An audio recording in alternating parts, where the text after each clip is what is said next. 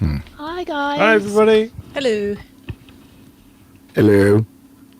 Got Eric and Mike Kuipers and Pilot NL. And I don't know what to call you, Pilot NL, except Pilot NL. I guess it's Pilot from the Netherlands, I think. Yeah. Or else Newfoundland and Labrador, but I don't think so. Oh, A little less common than the Netherlands, but A little bit. Just a little bit.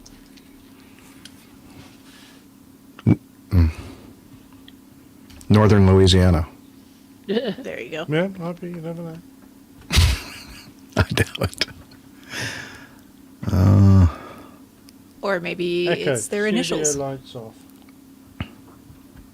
Or what? Their initials. Oh, it could be.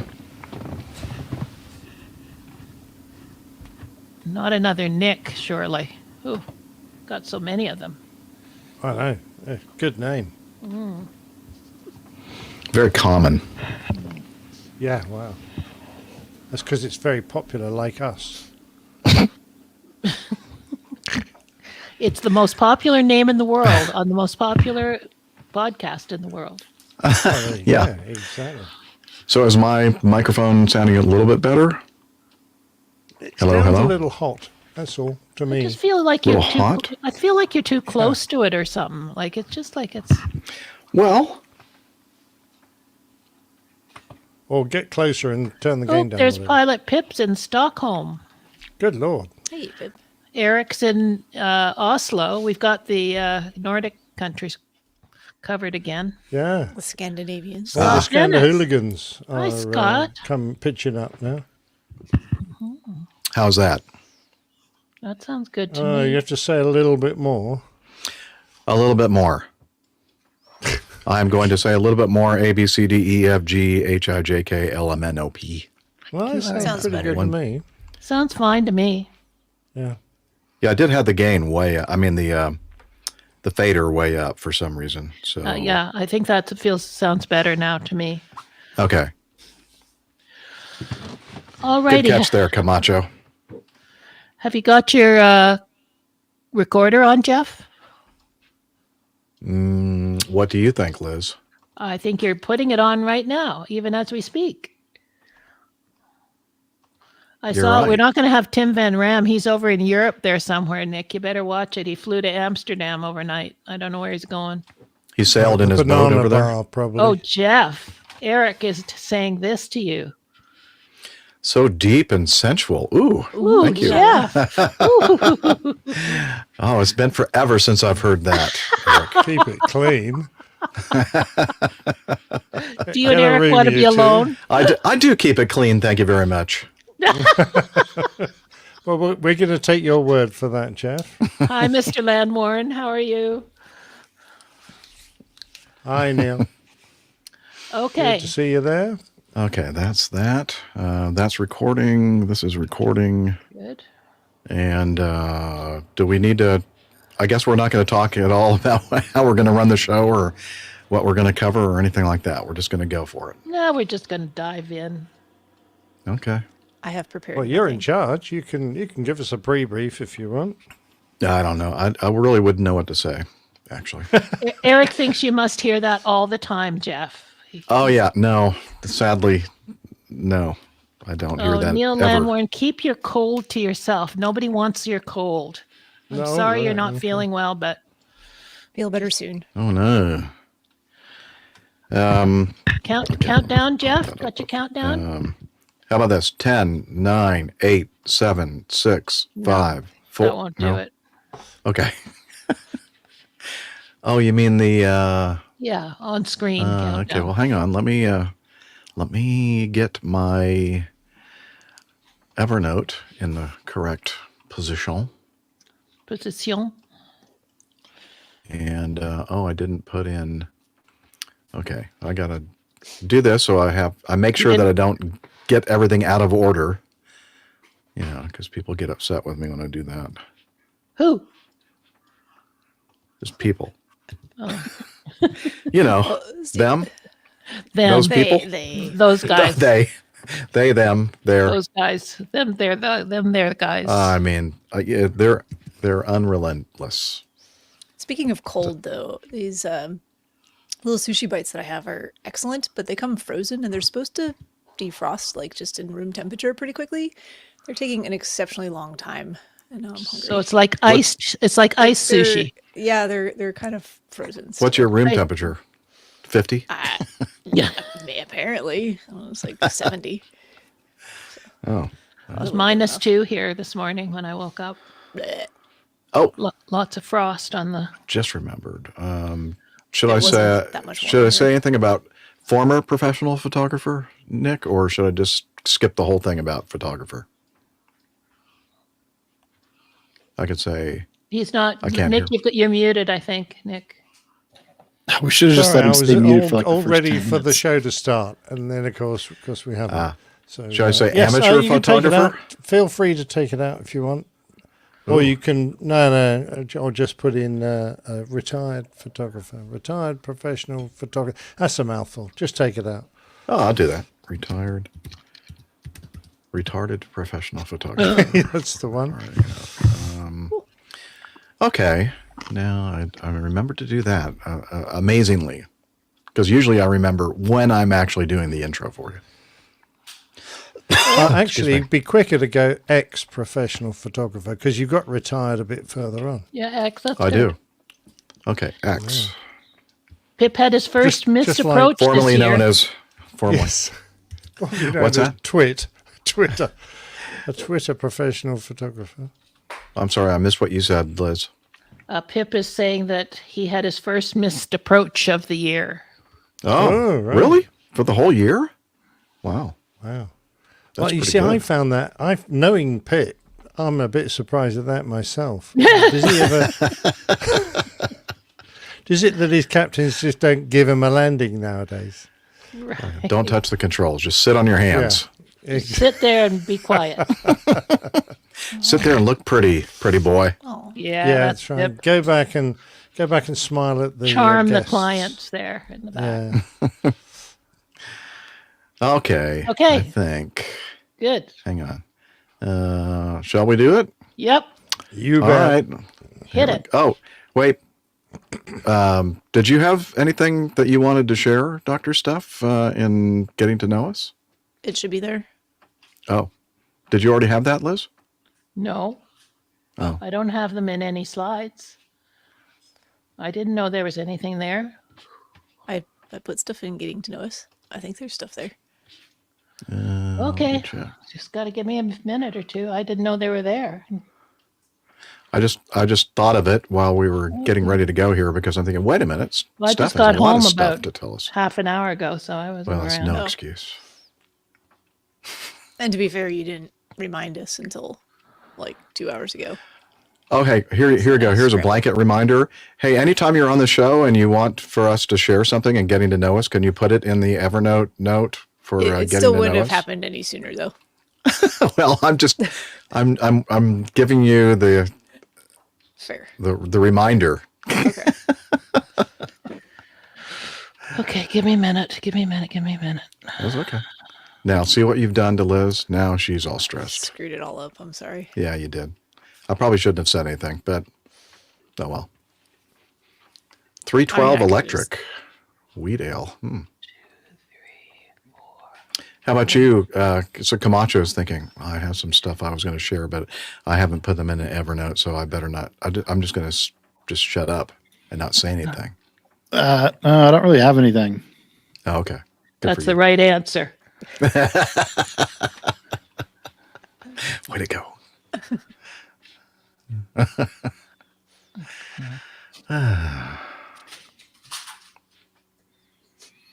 How's everybody doing over there in the chat room?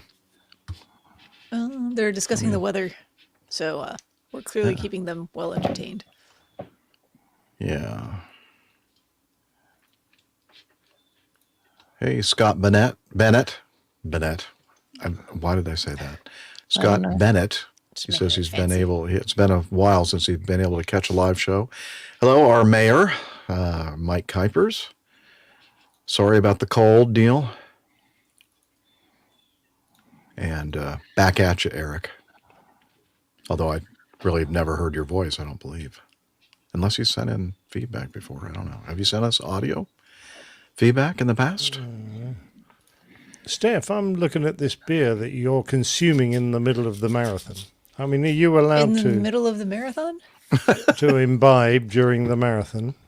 I'm not consuming during the middle of the marathon. You're gonna have to let me explain the pictures. No, we have pictures of you Yeah, actually you've running got- and drinking beer. 3:12. There's I actually mean, only one race I've ever consumed a beer in the middle of one marathon. Okay, I'm ready now. And Okay. it's because it was the worst marathon ever. It's I have a beer. Do I have a video to start right off with? No, thank God I don't. No. Seems like this whole show is nothing but videos anymore. Okay. Which I love. Thank you very much. All right. Let me go down here to this. Some more people walking by going, what the hell is this guy doing? Talking to himself in there. Yeah. In front of this big TV screen. It's such a beautiful day. What the hell's wrong with this guy? Well, If only they I don't knew. know. Do you have a couple of hours for me to explain? Yeah. Send them our way. We'll tell them. Yeah. Well, no thanks. All right, here we go. Get-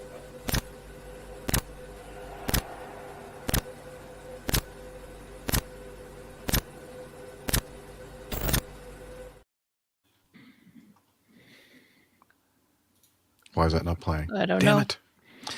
Oh, it's because I got to turn that block off and turn it back on too then. We're going to start over again? Well, let me do it to all of these blocks because it's probably going to happen Are again. you being a blockhead? Yeah. I was looking to find some way to say that, Liz, so thank you.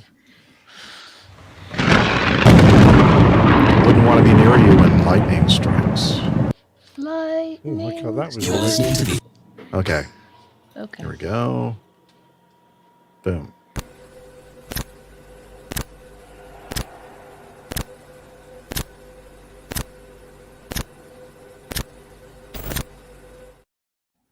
You're listening to the Airline Pilot Guy Show.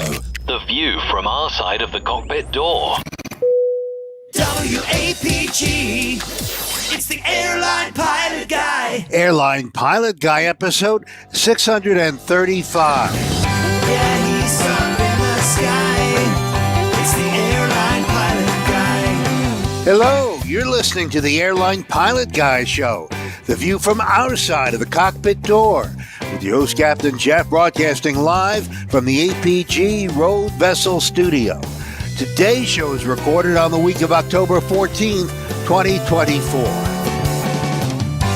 he's up in the sky. It's the Airline Pilot Guy. Picture light and he's flying by. With the Airline Pilot Guy.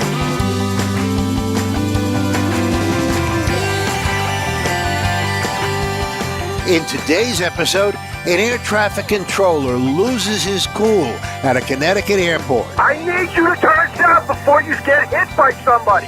And an explosion at a Japanese airport from a buried World War II bomb. Also had more news, your feedback, in today's RAF plane tale. So get all settled in, electronic devices powered on. I'm Radio Roger, and Flight 635 is ready for pushback. And don't forget those tray tables and whatever else it is we normally say.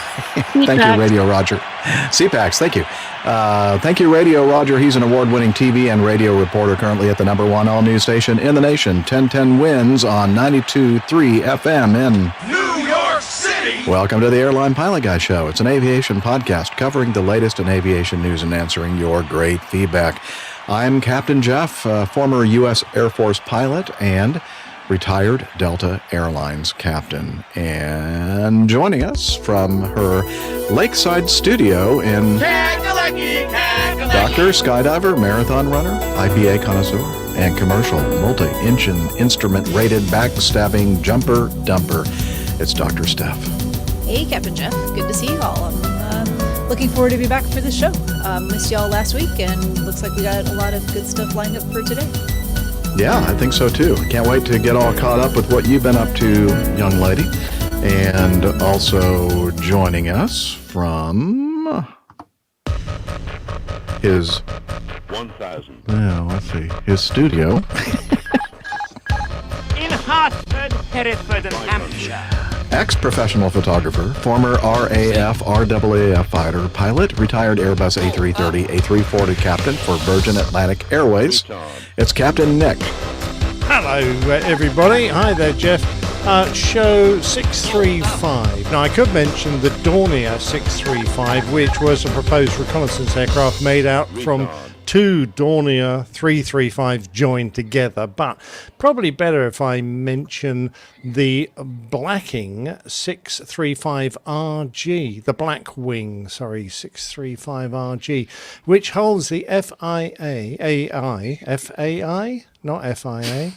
FIA is Okay. Federation International Aeronautique. Anyway, the This is fascinating. FIA world speed record for its class of two-seater ultralight at 223 knots. There you go.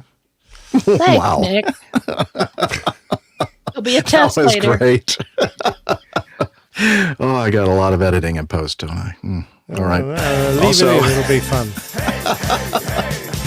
Joining us from his home studio in the air capital, low and slow pilot, A&P mechanic, old airplane enthusiast, and engineer in the aerospace and defense industry. It's our macho man, Nick Camacho. I can already tell Jeff's a little overwhelmed 90 seconds in here because we just talked about how I was in Colorado right when I Yeah. Oh, not shoot. in my studio. Dang it. But Yeah. if you want to be a little more, I'll just confuse you a little more. Is there not an air capital in Colorado? There is not, but I am. Wait a minute. Hang on. Wait. Stop. Okay. And also joining us from on the road, his mobile studio in Colorado, low and slow pilot, A&P mechanic, old airplane enthusiast, and engineer in the aerospace and defense industry. It's Nick Camacho. Hey Jeff, glad to be back with you guys. Just to throw a little bit, I'm in San Luis. It's not my normal San Luis habitation. I'm in the San Luis Valley, Colorado. Oh, Hanging out with some friends here. cool. Oh, so this is pleasure, not leisure, huh? I mean, not I business. think those are the same thing. Thank you. I realized that as soon as it came out of my mouth. Yeah, a little bit of both. They've got an airplane project I came out to help them on, and then we're also spending some time together. All right. Well, can't wait to get all caught up with what you have been up to as well. And I'm having the strong feeling like we should just start over from the very beginning, but I'm not going to. We're going to push on. And we're going to, before we do that, though, we're going to mention the most important member of our team from her studio in Toronto. Retired financier and aviation enthusiast, spreadsheet master, and our producer. It's Liz Piper. Here I am. Hooray! And she'll never let us forget that either. Never. All right. Never. It's I on know. tape. Okay. Okay. This is going to be a fun show. I can I just can tell. I know. And Eric's pretty impressed. He likes their intro APG stuff. I don't see how you couldn't be Just impressed. classic. at this Well, point. people are very impressed. It's just not positively. Right. But yeah. Let's So do some you know, news. this is the most professional aviation podcast out there. Come on. That's Right? scary. Yeah, you should listen to the rest. Whoa. Yeah. Gosh, what a bunch of hacks. Way below 50%. Okay. Let's do some news.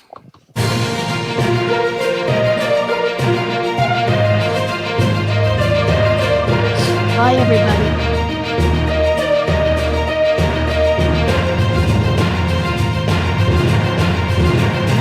Stand by for news. All right, let's start off with this. It's a preliminary report on an incident that we've talked about previously on an earlier show a few weeks ago, I guess.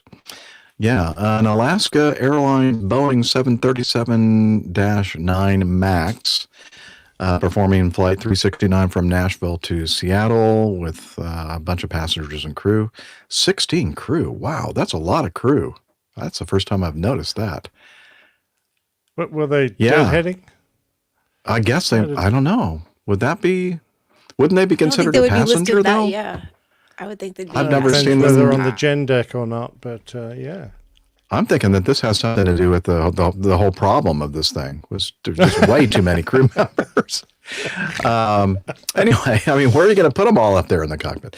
Received takeoff clearance from Nashville's runway 13, acknowledged the clearance, commenced the takeoff, and then at high speed, over 100 knots ground speed, they had to reject after receiving the clearance when another, about a minute after receiving the clearance, when another aircraft crossed the runway. I should probably practice reading.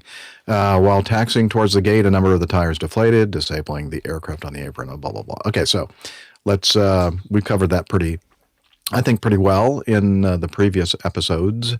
On October 11th, so not quite a week ago, the NTSB released their preliminary report summarizing the sequence. Okay, so the local controller instructed the flight crew to line up and wait on runway 13. They got a good readback. Southwest 2029 flight crew contacted ground controller. Guys, we have two different frequencies here, which is one of my pet peeves. I don't like it. Ground controller.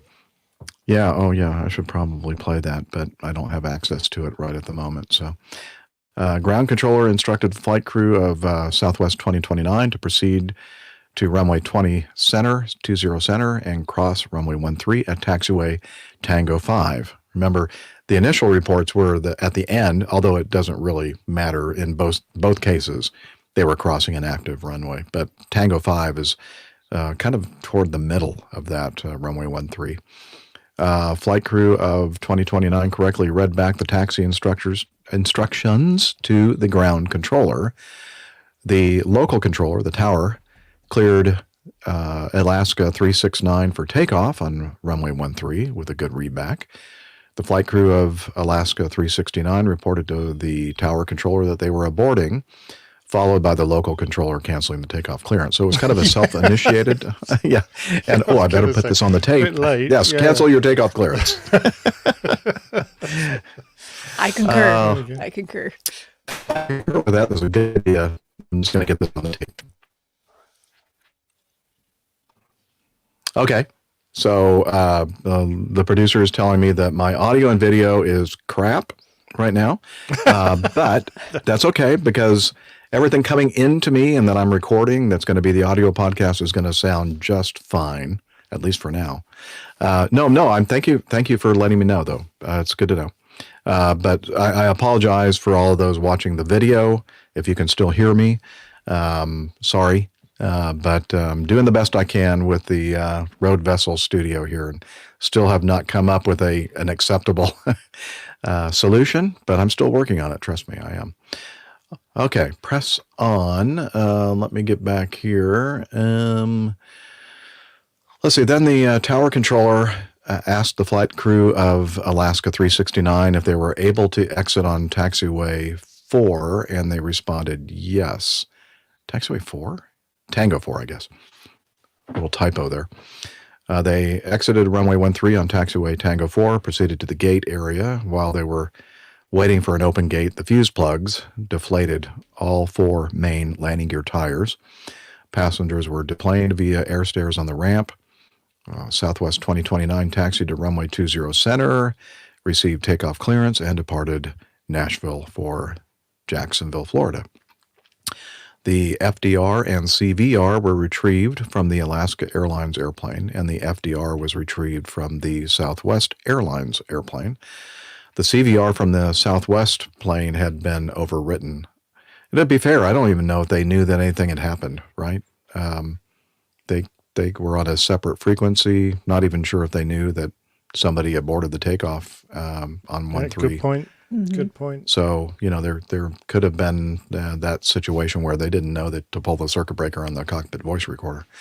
All the recorders were sent to NTSB, Vehicle Recorder Laboratory. Data has been retrieved from all the recorders, and the investigation continues. Okay, so really the only thing that we've learned from this is it now verified some of the comments that Simon had made in the initial Aviation Herald reporting of this incident that although the FAA's official statement was that the Southwest flight was given clearance to cross at the end of the runway, it turns out that really what happened is that they gave them clearance to cross Tango 5, which is not, I mean, it's pretty far down the runway, but not at the end. So, and that's really the only thing we've really learned from the prelim, as far as I can tell.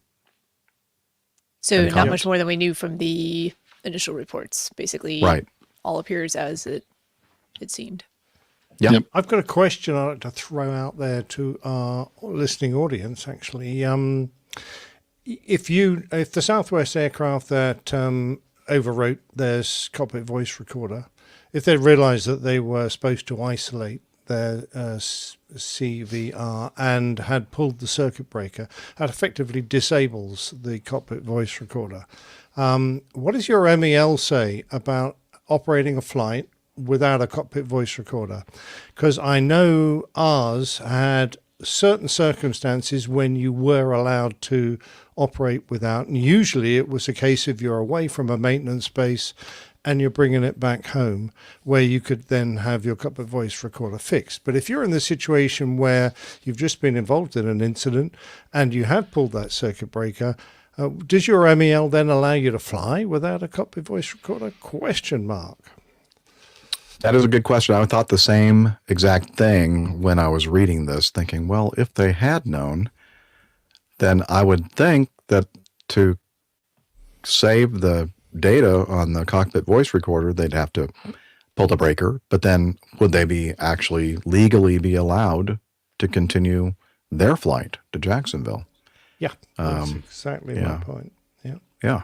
I don't know what the answer is. Eventually, we're going to get cockpit voice recorders that go on for 12 hours or 24 hours or whatever, and it won't be an issue. But currently, the way they overwrite after relatively short length of time, this obviously is a problem for inquiries like this. Yeah, I agree. I was just quickly looking in my files to see if I still had a copy of the. Like a PDF copy of our MEL, but apparently not. So, yeah, maybe somebody out there can help us out with that. Good question. Well, our Dutch pilot who flies 321 says theirs may be inoperative for 3 calendar days. Okay. Oh, okay. Interesting. Right. Thank you. That was quick. That was very quick. Appreciate that. Yeah, we're not really sure what to do now. We're dumbfounded. We're gobsmacked and all that. Oh, or a maximum of 8 flights. Well, still, they'd be able to carry on then, basically, with their flight schedule that day. Yeah, it wouldn't have changed anything in this situation if that's the case for Southwest as well. Yeah, good point. Good. All righty. Shall we continue on with the next item? Okay. I'm going to carry on as I always do. Okay. The FAA is investigating a near-miss incident involving, I wouldn't say that, I say runway incursion. I can tell why. Simpleflying.com. That's the source of this article. Yeah, so basically, and I mean, I'm sure you're a lot of really great people out there, people from Simple Flying, but oh gosh, sometimes you just make me shake my head. The FAA is investigating a runway incursion incident at San Diego involving 2 Southwest jets. And I was able to find some VAS Aviation video that covers this incident list. So I am going to go ahead and upload this video file and hit open. And then I'm going to add it, and it's going to start playing. Here we go. It's VAS Aviation, our good friend there, and he uses some simulated radar stuff going on, and also he uses liveatc.net audio.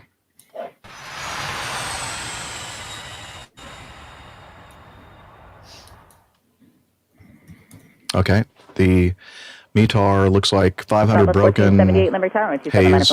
Runway 27, line for wait, Southwest 1478. It's it's in the morning, like mid-morning, I think, 8, 9 o'clock in the morning there in San Diego. It says here that raw audio for both ground and tower frequencies included. Silences were not trimmed. Okay, so there's 2 different frequencies here. Again, I don't like it. Do not like it. So, looks like... Southwest 785, crossing 27 Bravo 6, continue taxiing via Charlie. Cleared to cross 27 at Bravo 6, continue taxiing via Charlie, Southwest 785. Okay. Southwest 1478. Traffic on the upwind is diverging courses, runway 27, clear for takeoff. Runway 27, clear for takeoff, Southwest 1478. I'm just rolling for Southwest takeoff. 1478, cancel takeoff clearance. Southwest 785, hold position. Hold position, Southwest 785. We're past the whole short line. Roger, just hold position, please. Southwest 1478, you copy Capitulate departure clearance. Say again? Cancel takeoff clearance for Southwest 1478. Southwest 1478 is rejected.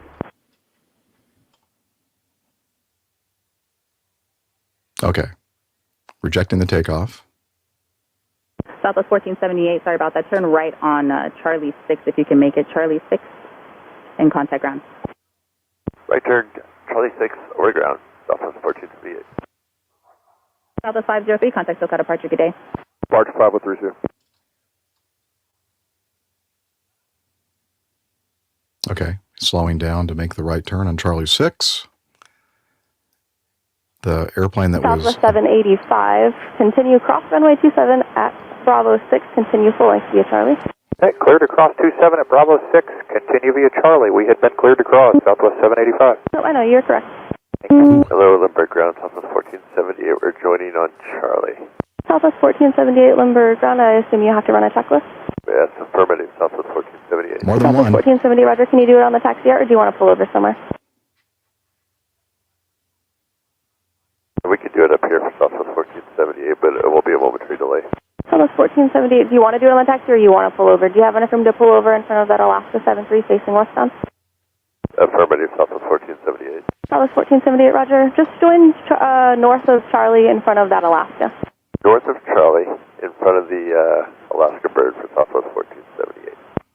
Okay, I'm going to stop the video now. The rest of it, basically, they jockey around. They go north of taxiway Charlie, the parallel taxiway on the north side of the runway, do their checklists, talk with their company, etc., and then they determined, I think they had kind of a lengthy delay before they received takeoff clearance, and they were kind of close to their bingo fuel, basically, and they had to go back to the terminal, go back to a gate, get some more fuel, etc., and I think they were finally on their way to their destination about 3 hours after they originally pushed back from their gate earlier in the day. Oof. So, yeah, and I'm not sure exactly how far they were going. I bet that if I look up here in the Simple Flying article, it says where they were headed. One was going to Phoenix and one was going to Dallas. Yeah, so it was a long day for the folks that were on the flight that had to reject the takeoff. And apparently, did you notice that the tower controller gave them, they said cancel takeoff clearance, but there was no readback. I'm not sure that the that Southwest flight actually heard that original rejected or canceling of the takeoff clearance, and then they kind of, I guess she's looking out the window going, oh, they're still rolling down the window pretty fast. I mean, rolling down the runway very fast. And so maybe I should tell them again to reject their takeoff. And the bottom line here is that when the mistake was realized that the clearance for the other Southwest jet to taxi across the runway on the ground control frequency occurred, that particular jet, when told to hold their position, had just crossed the runway hold short line, which is a considerable distance away from the actual edge of the runway. So they weren't actually on, physically on the runway at any point. The nose or no part of the airplane was actually on the runway. But they were past that hold short line. In this video that we're watching now, the freeze frame, you can kind of see where that hold short point is. About halfway up the where those fake islands are, the painted grass and the black asphalt. Those are what we refer to usually as islands. So the whole I know it's kind of fuzzy, but you can kind of see that hold short line back there. And I think that they had just crossed it a little bit, but they were nowhere actually near the runway itself. So it wasn't quite as shocking and scary and dangerous as we were led to believe. Now, however, if they had let it continue and hadn't noticed it as soon as they did, then it could have definitely been a more catastrophic type of incident. Neil Lanwarn is saying, cancel takeoff clearance forceful enough, or should you firmly tell them abort, reject takeoff? What's the phraseology? I think, that's a good point. I think a lot of times you'll hear tower controllers say, stop. I mean, we've heard some recordings like that one in Kennedy where somebody, I don't know if they originally said cancel their takeoff clearance and then they didn't get any kind of a read back, and then they basically started yelling, reject or stop or, something that would get their attention better than just cancel takeoff clearance. What do you guys think? Yeah, well, especially, if it's realized pretty quickly that if that's the standard phraseology to say cancel takeoff clearance and nothing happens and there's no acknowledgement of it, I think that's an instance where you can be a lot more forceful with the words used. Yeah, it's difficult, isn't it? If you use the same phraseology that the flight crew are using in the cockpit to tell each other to stop and reject their takeoff, it could be interpreted as one of the guys on the flight deck saying it. And there is definitely from my point of view as a professional pilot when I was working, there would be definitely a different level of importance given if I could see that the runway is clear and air traffic transmit stop, in case I may not have heard the call sign. Is it referring to me, etc.? Is it absolutely vital I stop, or so cancel takeoff clearance seems to be something that air traffickers say now instead of using the same words the pilots would use. So there's no confusion as to where the command to stop the takeoff is coming from. But having said that, you're right. If they don't respond to that pretty quickly, and I think you definitely have to use a very urgent tone of voice if you're trying to stop someone from rolling down the runway, as opposed to something that's a bit more academic. You just cancel your takeoff clearance. We'll give you a new clearance in a minute or something. You've got to put a very high level of urgency onto it if you want them to react quickly. Yep. Yeah, I was going to make that same comment. So I agree with what Captain Nick was saying, that I think it is important. And I think that, I think the human brain can manage having more than, one or two critical phrases that we're kind of spring loaded to react to. But I think it is important to have the crews be able to, the aircraft crew versus the tower controller each have a appropriate communication. Because like Jeff said, that guy was just barely over the hold short line. And it's obviously an edge case or a corner case, but it could be, there could be a situation where an airplane goes over a hold short line by a few feet, 10 feet, right? But those hold short lines are designed to provide separation for all manner of aircraft, right? So you may have like an A350 that flies into that airport, a much larger aircraft. And so even though technically there's an incursion that's going to occur as a departing aircraft goes by an airplane that has gone a little bit past the hold short line, you got to keep in mind also that like late in the game, Nick and Jeff have talked about that a lot. Late in the game, rejected takeoffs are also not trivial situations either. So at some point, you've got to weigh the risks and let the airplane crew make that decision, I think.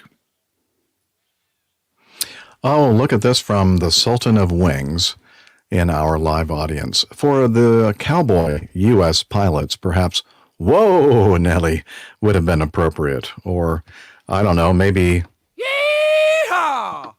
Whoa, Nelly. Well, good point, Liz. She said, we'll shoot you if you don't stop that darn takeoff.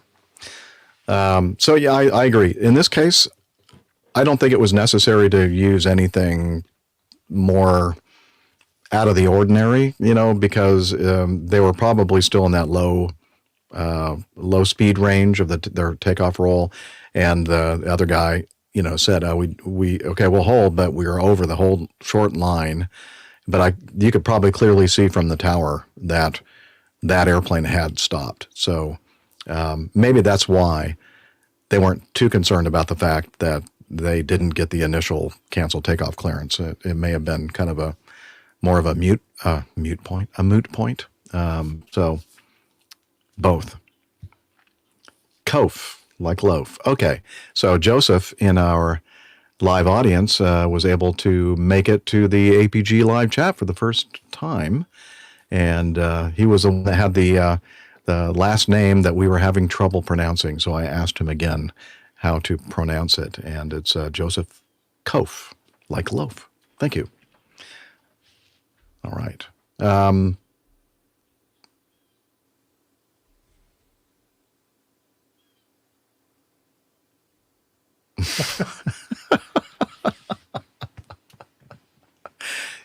That is a good point, Liz. That could be part of the consideration. He was afraid that somebody behind him might. He said, "You know what? I hear a Delta jet on frequency, and I'm afraid that he's going to knock the tail off my airplane. So I'm going to pull up closer to that runway." You're damned if you do and damned if you don't, I guess. I know.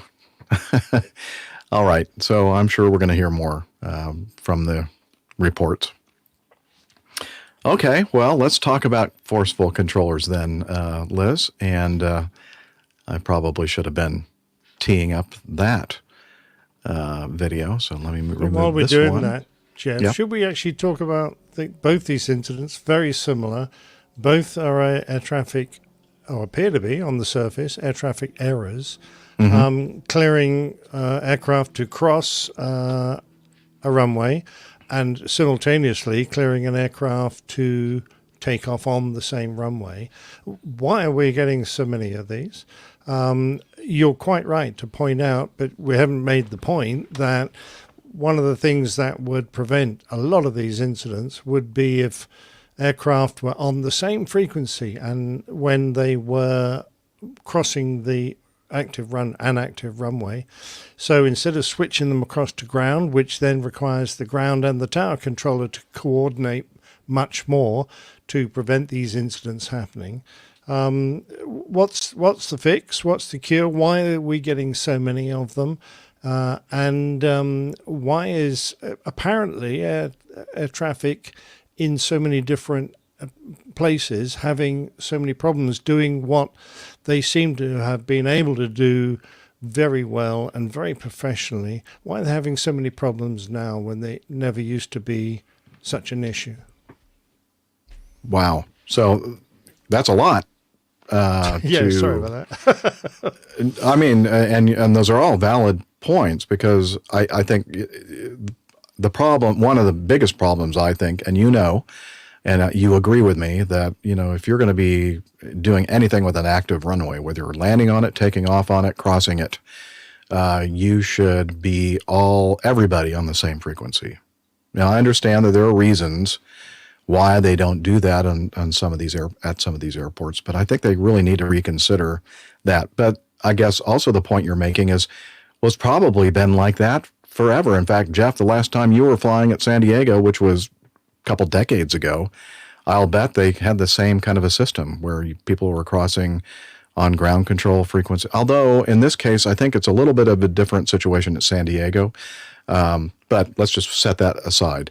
Why is it that now this coordination doesn't seem to be happening between two controllers on two separate frequencies? Maybe the solution is just put everybody on the same frequency, and now you're working with just one controller who is in his or her mind in control of all the movement out there near that active runway. But the thing I was going to mention about San Diego that probably should have been mentioned earlier is that they're doing some major taxiway construction. And normally the parallel taxiway, I think Bravo, on the south side of the runway is used all the way down to the end of the runway. So there is no crossing of a runway required. However, because of the work of the taxiway Bravo at the east end of the field, they have to cross the runway and then proceed to the runway on the north parallel taxiway for takeoff. So that just adds more risk and complication. But maybe somebody should say, since we're having to do all these runway crossings of this active runway, perhaps we should come up with a different plan in the interim to make sure that everybody is all on the same frequency, or what we like to say, all on the same page. Yeah, exactly. I mean, whereas all the pilots have a briefing before every flight where we analyze the threats that are likely to impinge on us for this particular sector, then why aren't the air traffickers, or perhaps they all are, having a daily threat brief, which includes things like, don't forget, we've got this work in progress, so we're going to be crossing guys, so let's be doubly careful that we coordinate properly, etc., etc. You know what I'm getting at, I'm sure. So we've got to find ways of mitigating, and so far that mitigation doesn't seem to be very effective. Now, I don't know if the same problem with taxiways applied in our first incident between the Alaska and the Southwest. I suspect not. But, I mean, this isn't the first time. We've been covering these for weeks and weeks now, and at least it seems every show we've got another one to talk about. But we never seem to be getting to the bottom of why they're all occurring. I agree. Maybe some of you out there who have air traffic control experience, maybe you can enlighten us, what the reasoning is behind having this kind of a setup where you're using two different frequencies to, clear people for takeoff, landing, and crossing the runway. Why are we doing that? I mean, what's the operational reason for that? There must be. I'm sure it comes down to workload in some sense, but what's the trade-off with that workload reduction potentially? Yeah, and is there something we can do as pilots to help mitigate the issue for ourselves? So we talked about when you get a takeoff clearance, some airlines make it standard that you put all your takeoff lights on at that point, or your runway lights, your landing lights, which illuminates the aircraft very well, even during the daylight. Whereas other airlines do that as standard when they come onto the runway, whether they've got a clearance or not.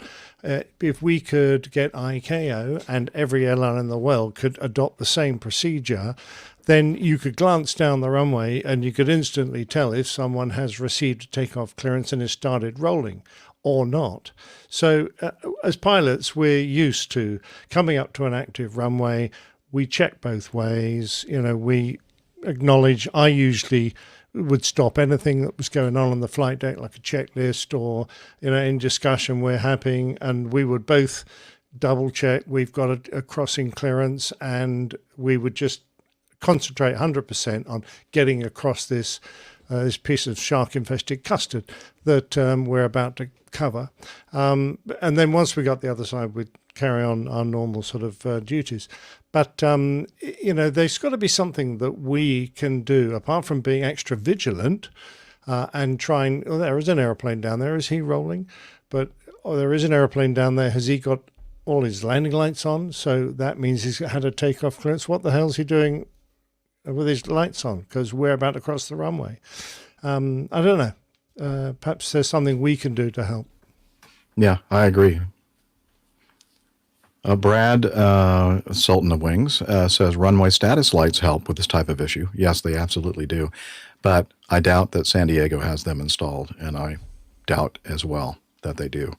I think that should be something that's standardized at all of these, any kind of an airport where you have scheduled air carriers operating. I know it's a lot of money, but how much money does it cost, when we have these terrible incidents where airplanes actually hit each other and people die?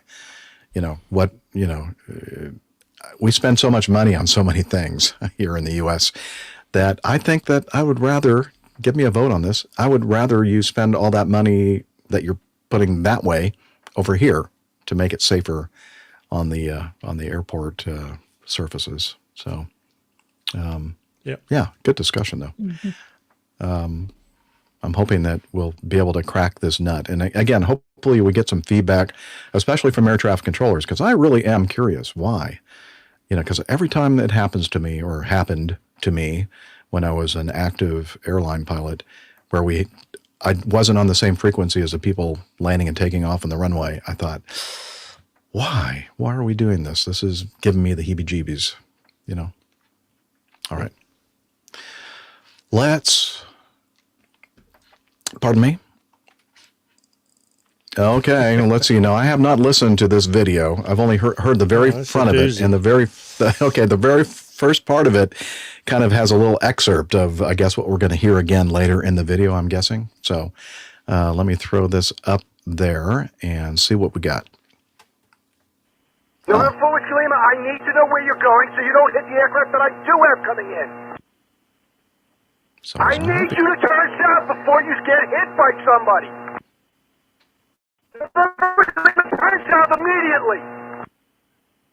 Reliant 379, I need that turn. I need the turn. Make a right 360. Reliant 379, make a right 360. Reliant 379, I'm not kidding. Make a right 360. Okay. That's a little tease. I guess we're only hearing the controller's end of the conversation. Amber Tower, Skylane 355 Lima, inbound from Eggers, 3 miles from Nurse. 52 Lima, call me Nurse. Call Nurse, 52 Lima. 30 Tower, November 234 Whiskey Lima. 234 Whiskey Lima, Denver Tower. The west, just requesting for proceeding bound to 08, and then we're going to break off for Underwood Lake. Okay, your VFR, are you doing a practice approach of some sort? What? Stand by, sir. November 234 Whiskey Lima, Denver Tower, I want you to fly 2 miles from your present position due south, and then give me a right turn. Again, fly 2 miles south, give me a right turn, and then establish yourself on final for runway 8. Okay, I guess you read that back. Line 527 midfield, left down runway 8. Line 527, your number 2, traffic is on at 4.5, 5 mile final. Alright, look out for the traffic, line 527. 52 Lima, I know you're on approach, but I'd really appreciate if you could pick up the pace. 52 Lima, we'll pick up. I'm getting rather busy and I got a jet coming in right behind you. Line 527, set the traffic on a 4 mile final, due south of you, 2,100 feet on final. Inside, line 527. 52 Lima, clear to land, runway 8. 52 Lima, runway 8, clear to land. Reliant 527, your number 2, clear to land, runway 8. Line 527. November 4 Whiskey Lima, I have not given you any clearance yet.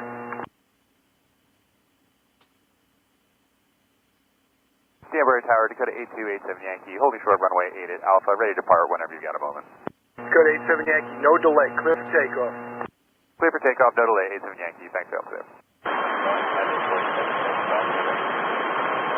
Yeah, that's going to be a while, I told you. It's going to be a while, sir. Danbury Tower, 52 Lima, please confirm I'm clear to land. November 52 Lima, you're clear to land. Clear to land, 52 Lima. November 4 Whiskey Lima, I'm going to have to ask you to make another 360. Your right turn, your right to the other right 360. You're breaking it off where and what? I need to know which way you're going. I have traffic for you. November 4 Whiskey Lima, I need to know which way you're going. I have traffic. I know, but I have traffic out there. Where are you going? November 4 Whiskey Lima, I need to know where you're going so you don't hit the aircraft that I do have coming in.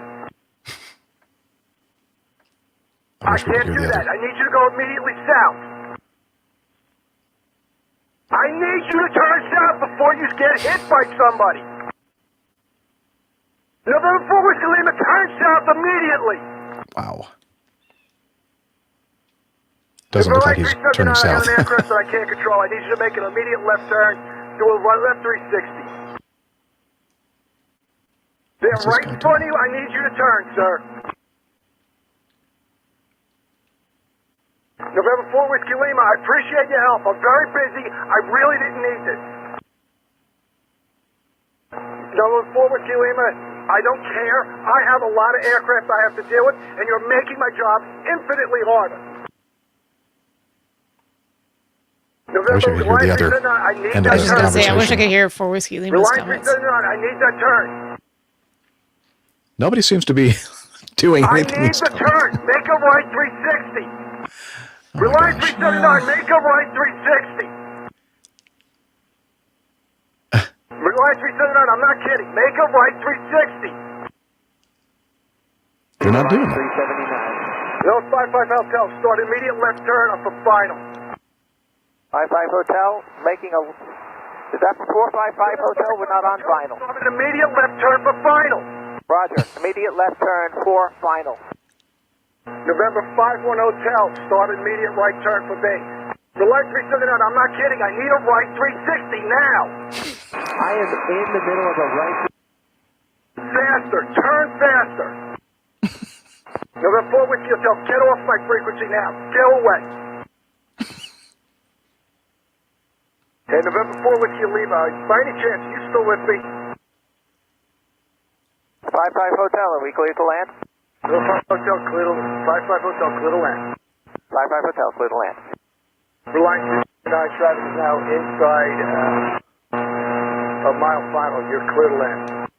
Runway 8, clear to land, Reliance 379.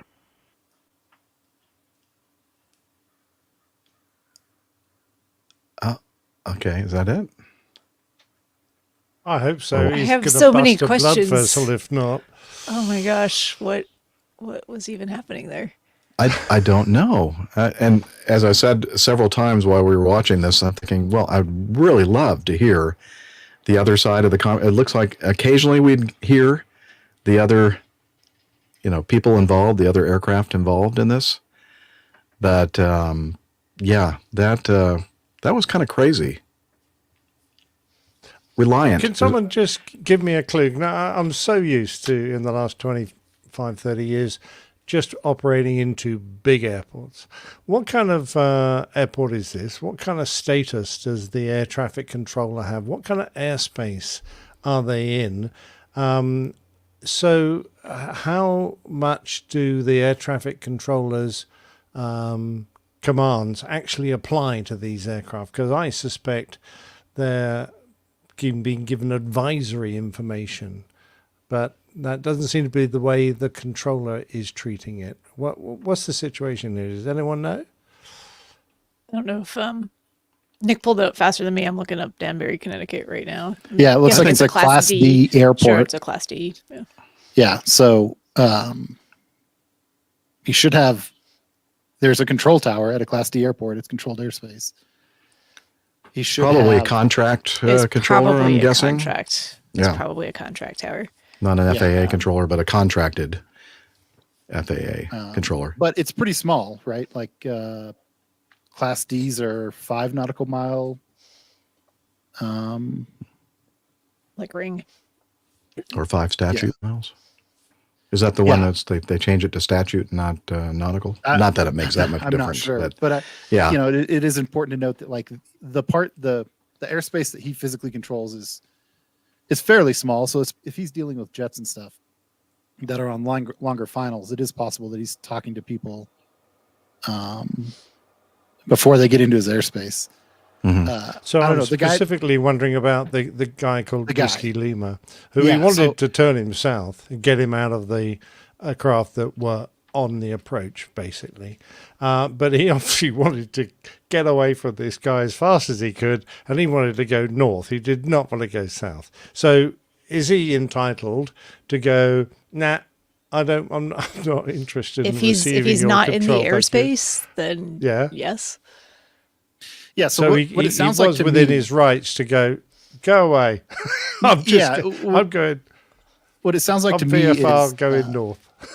You know, a lot of people who are flying around on flight following, which is not a required service, but it is a super helpful service you get from ATC, right? But occasionally you'll get someone who wants to go a certain direction, and if you're on flight following and ATC is super busy, they can move you around.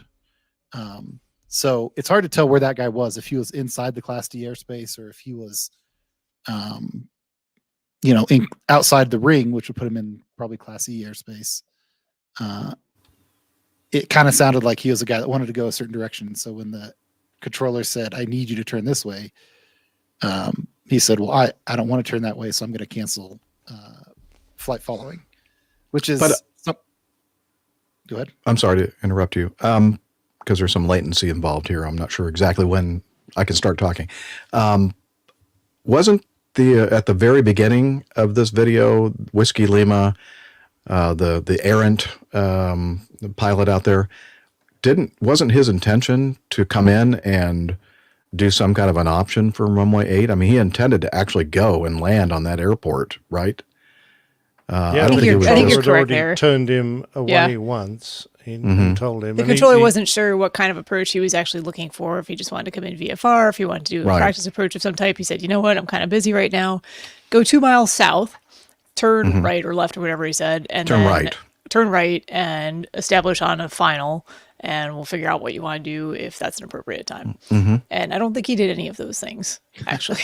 Well, it's hard to tell because, when we're watching these videos and when the person that makes these videos puts this all together, it's all simulated radar. Right. So we're not really sure that the tracks that we're looking at on the radar or the video are actually real life. This is what happened here, or that's just the interpretation by whoever created the video. So so we're kind of working with not all of the details. But yeah, it didn't seem to me that Whiskey Lima was doing anything that the tower controller told him to do. But as far as your question regarding, what kind of authority does this controller have? He has every authority that any other tower controller has. So those are instructions that you are supposed to follow if your intent is to come to his airport and land or do a touch and go or whatever. So you can't just go, well, he's just giving me suggested vectors and suggested things to do. No, you have to follow his directions until you just decide, I'm out of here, which sounds like, or looks like that's what happened here. You just went, okay, forget it, I'm out of here. As I said, I think a lot of it would be more clear if we actually heard the other end of the conversations to see what they were saying, maybe. Yeah, I think there's some knowledge gaps there that we're just not sure what was being said back. Because if you're just listening to the one-sided recording of this, which we were from the controller side, it really sounds like he's issuing instructions and directions and different types of clearances, and nobody's complying. This is kind of the sense that you end up getting. No, I've seen it in the military when you've got someone of relatively low rank ordering around people who are very close to the same rank, just a little bit lower, or he's just been put in charge. And he's telling people to do things, and they're not really too keen to comply. So he's getting himself more and more wound up until he's absolutely losing it. I hate to say it, but I think one of the great talents you need in an air traffic controller is to be completely unflappable. And you just take a big breath, take a step back, and be ultra calm in these situations, and just make sure your transmissions are even clearer and more precise and more carefully phrased than you have ever done before when things aren't going your way. Whereas, of course, this poor chap seems to be winding himself up into a complete lather, and everyone is like, you know, being like they're in the playground at school, and they're going, well, I'm not going to listen to this bloke. This is too funny. Let's see what else we could do to wind him up, you know. And I'm assuming that so they're all pretty VFR. I mean, they could probably all see each other, but he seems to be ever so worried that everyone's going to just drive into each other, and it's going to be his fault. So this too about especially Class D towers, and I'm not sure if it's specifically contract towers, but a lot of times they don't have their own radar. So they might have one that's slaved to they can see what a nearby facility can see. I want to say Winston-Salem and Greensboro are like that. But basically they're just relying on looking out the window to see where this traffic is that's within their, 5-mile radius that they're controlling. So there's that. And I'm probably wrong on this, so someone can feel free absolutely to correct me, but the work duty hours are somewhat different. I think the one controller can be there for quite a long period of time. The rest breaks are not the same, so who knows how long he's actually been sitting in the tower controlling up to that point. So could be a lot of factors there. I think you're right about that. I don't know exactly what the rules and regulations are concerning duty days and that kind of thing, but I seem to remember or recall that guy that was getting upset. We don't hear from him very much anymore on the West Coast, San Carlos, I think it was. Yeah. We had several. This guy was very easily agitated. And I think when we were discussing those incidents, I think the point was made that, the guy had been on duty for like 12 hours or something ridiculous, which is definitely not the standard FAA duty period or whatever for those kind of towers. So I don't know. Maybe because he's again, I'm just assuming that the guy's a contract employee, doing business for the FAA. But I'm not sure about that. Okay, Pip in our live audience says, when you say Class D tower, do you mean Class D airspace? Yes, I think that's what you're saying, right? Okay. Yeah, sorry, I was probably imprecise there, but it's the airspace that surrounds a small airport that has a control tower but does not offer radar services. So that's Class D airspace. Yeah. Interesting. Do these guys use ADS? Do they have ADS receivers in their tower? I'm wondering. That's a really good question, Nick. And it's not, and I listen to this other podcast, Air Talk, Opposing Bases, Air Talk podcast. Really? And I say it's like the number one Air Talk podcast in the world, in the universe, probably. But we're not an Air Talk. We just act like we know what we're talking about here. But I listen to them a lot, and I think I've missed the last one or two, but in a recent episode, they have been talking about the fact that it's not, how do I put this? It's not something that they're really legally allowed to do, these smaller towers that don't have, as Dr. Steph mentioned, some of them do have radar displays, but I think most of them, especially the smaller ones, don't. And they might have a repeater or whatever, but in a lot of cases, they don't have anything to show that other than their eyeballs to see what's happening in the pattern. However, there are, I think, more and more controllers that are augmenting their situational awareness by getting one of these ADS-B devices. And I think you don't even need to actually have, I'm not sure, correct me if I'm wrong, but you don't have to actually have the ADS-B out kind of transmitter, do you? To actually, I mean, you can get ForeFlight. No, you just get a receiver. And just see, just have the receiver, right? Yeah. And so the two podcasters in this particular podcast are not officially, recommending that these controllers get these ADS-B receivers and displays like iPads or whatever to to get a better idea of the situational awareness, but they kind of are hinting that might be a way for them to have a better grasp of the awareness of that's happening around their particular tower and airspace. But I think they also mentioned that there are some people that they have run into that are operating in these kind of environments that, and the younger ones mostly, because of the older guys are, like, oh, well, if the FAA doesn't specifically say that I'm allowed to do that, then I'm not going to do it. Whereas the younger generation controllers are going, oh yeah, why wouldn't you do that? I mean, that's like information that we could all use. Yeah, I know that the FAA hasn't, specifically said we could do that and given their blessing, but I'm going to do it.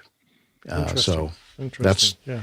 I can see the time when everyone has a decent ADS be set up in every tower, and I think that'll be a boon to all the controllers. But it just seems to be very slow in coming in. The regulations are now there for the aircraft. Why aren't they there for the air traffic controllers to allow them to use this great facility?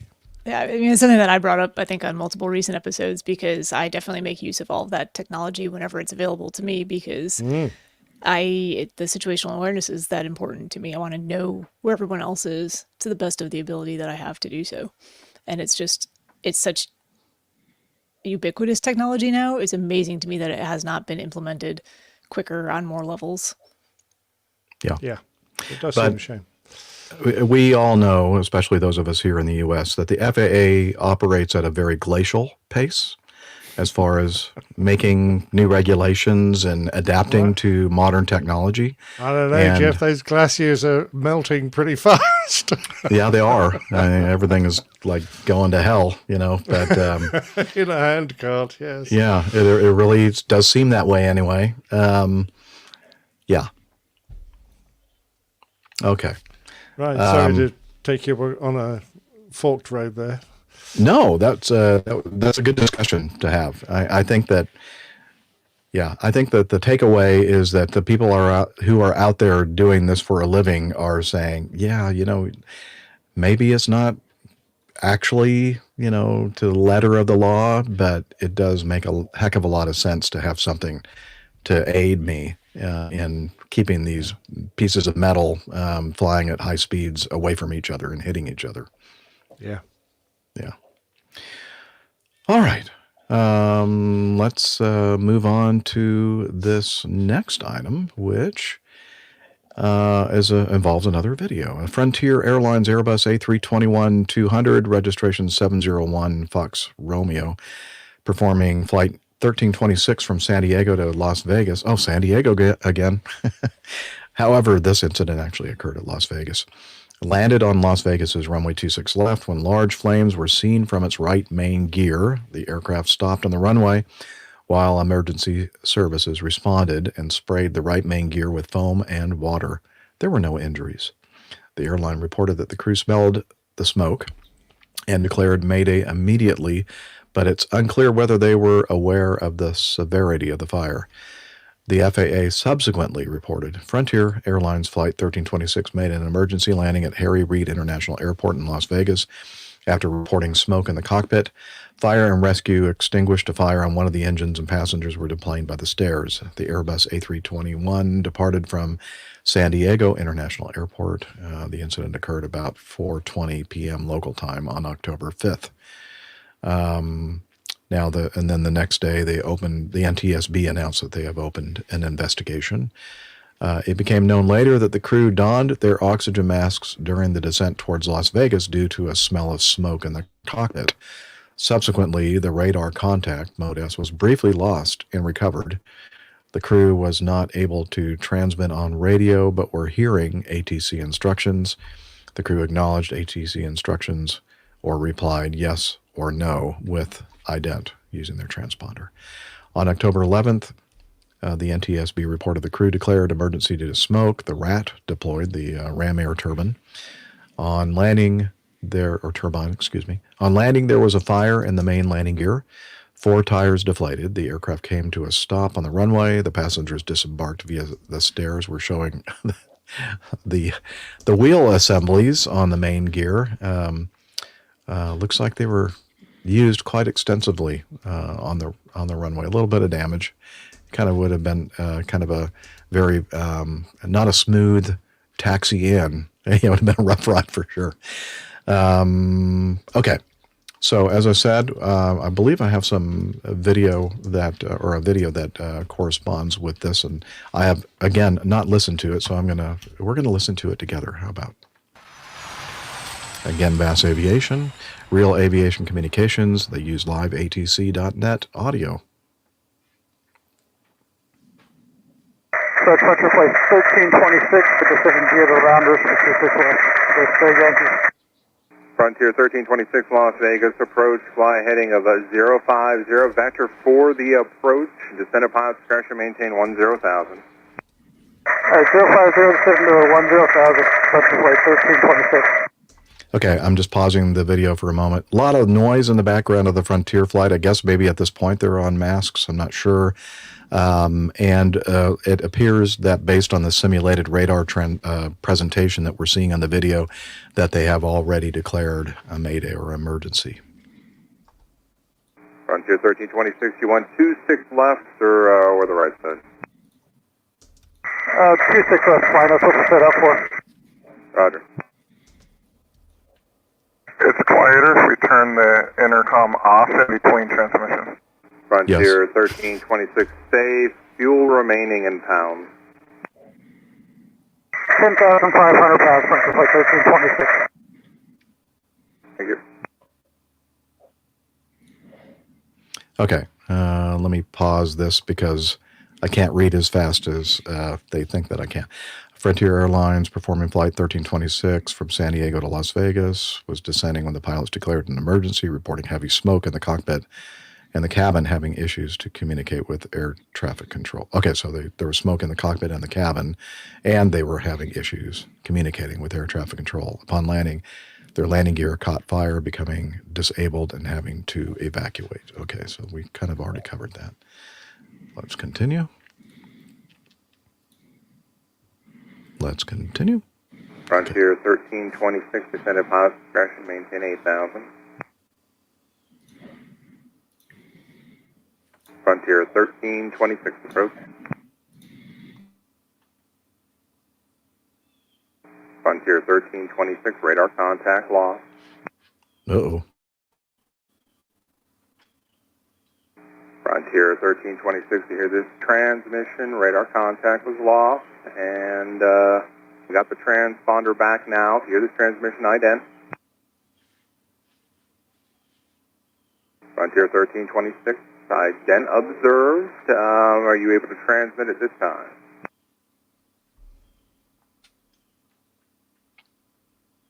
Frontier 1326, descended pilot discretion, maintain 8,000.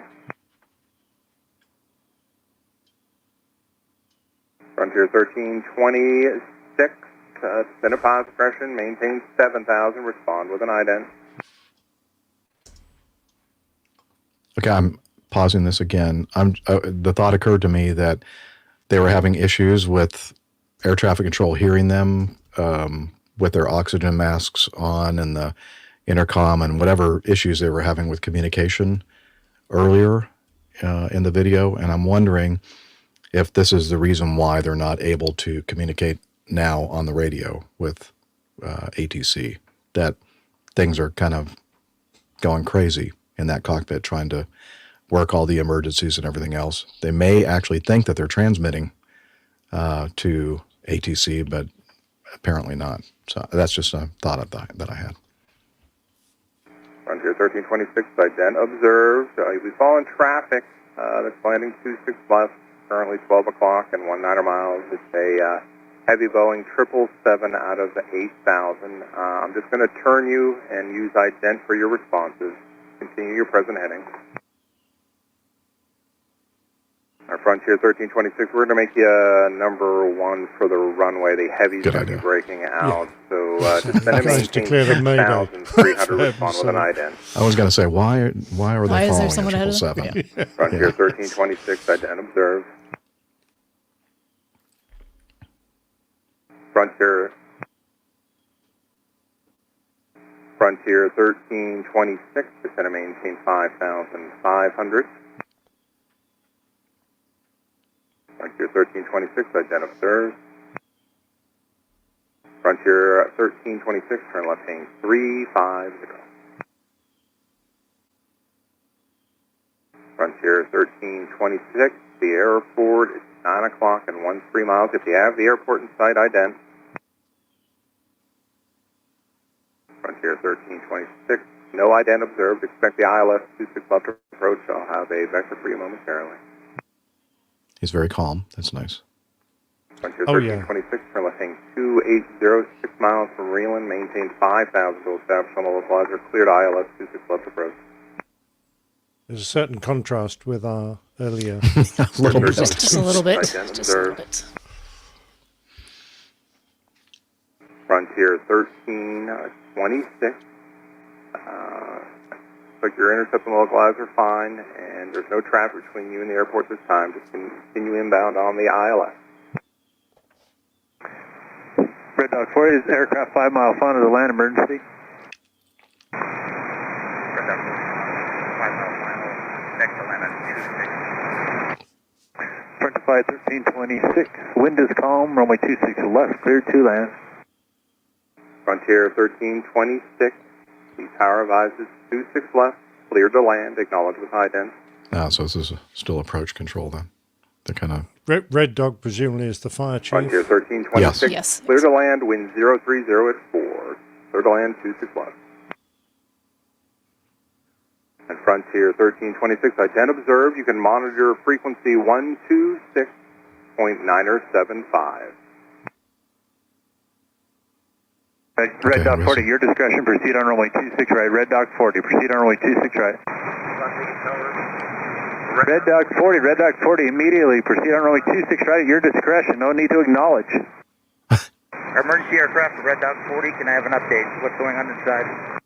Red Dog 40, they're unable to transmit to you. They're unable to transmit. Las Vegas Tower, Red Dog 40. If you have any communications with the pilot, would you get an update of what's going on inside? Give me an ident, please. Red Dog 40, we have no communication with the pilot whatsoever. His radios are out. We have no communication with the pilot. Red Dog. Hey, what's going on back there? Can you guys hear us, Frontier Flight 1326? Frontier Flight 1326, Frontier Flight 1326. If you can acknowledge anything on this emergency frequency, vehicles, personnel are standing by. Okay, what do they see outside? Okay, they got a fire in the right engine. They're putting it on the right side, fire in the right engine. I'm not sure if your gear is collapsed, but they've closed that runway behind you. Okay, we're going to evacuate here on the runway momentarily. We've got a checklist run. Frontier 5, they say they acknowledge the fire is out at this time. It appears to be on the right side of the airplane. They put it out right now. They're still spraying. Okay,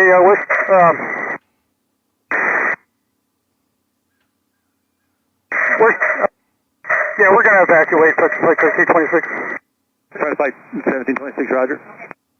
Yeah, so we're going to shut everything down. We'll evacuate here on the runway. Your post right mains are flat. Looks like left mains also probably. Okay, thank you. We're running a checklist with you momentarily. Copy that. Everything looks good from the outside here. Like I said, there's no smoke. We don't have any fire from our vantage point. We'll get air stairs out here and buses out here for your passengers. Okay, copy. Okay. Copy, Frontier 1326. So are you going to evacuate or not? 1326, I copy you. Go ahead. Yeah, we got the guys that are out here by the main cabin door up in the front on the left side. What are they wanting us to do? They want you to evacuate, sir. They want you to evacuate your aircraft on the runway. I'm guessing they want you to open the cabin door if you're able.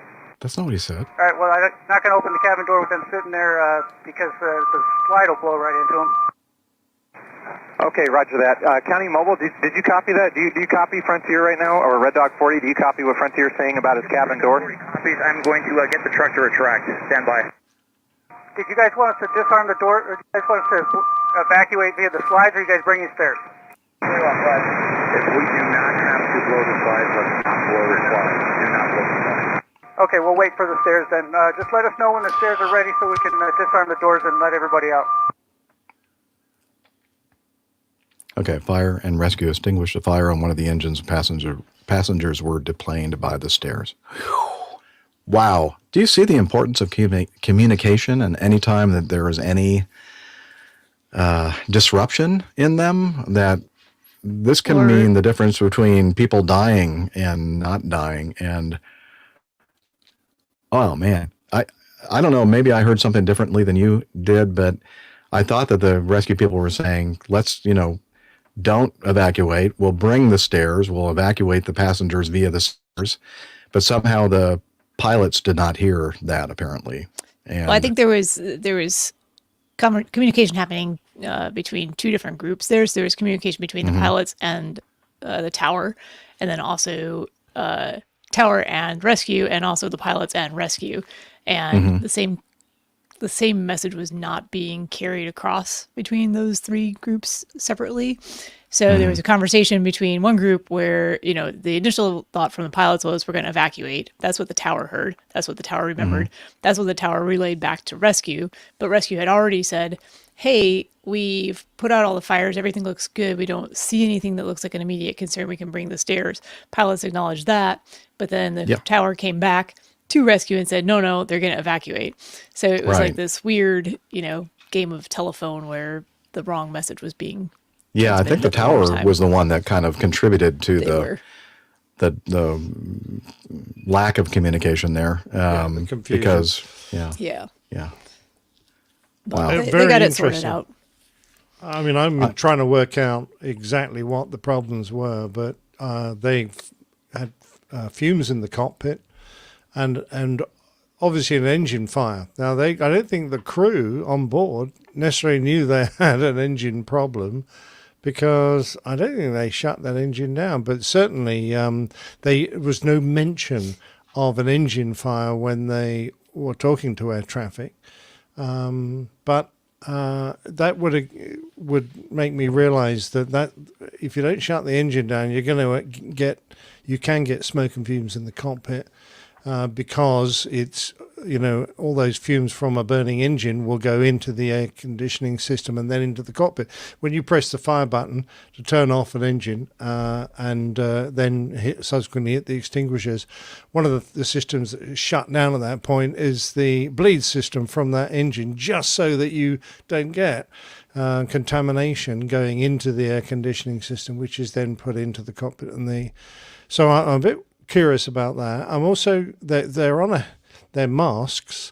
I'm curious as to why they lost their radios. And now, because when you put a mask on, you're transferring from your headset to the microphone that's inside the mask. And I'm pretty certain that happens automatically. As you take the mask out, you flick a little toggle that, in the action of taking the mask out, that transfers it. And when you slap it on your face, your mic is automatically live. But it's an incredibly noisy device, that mask.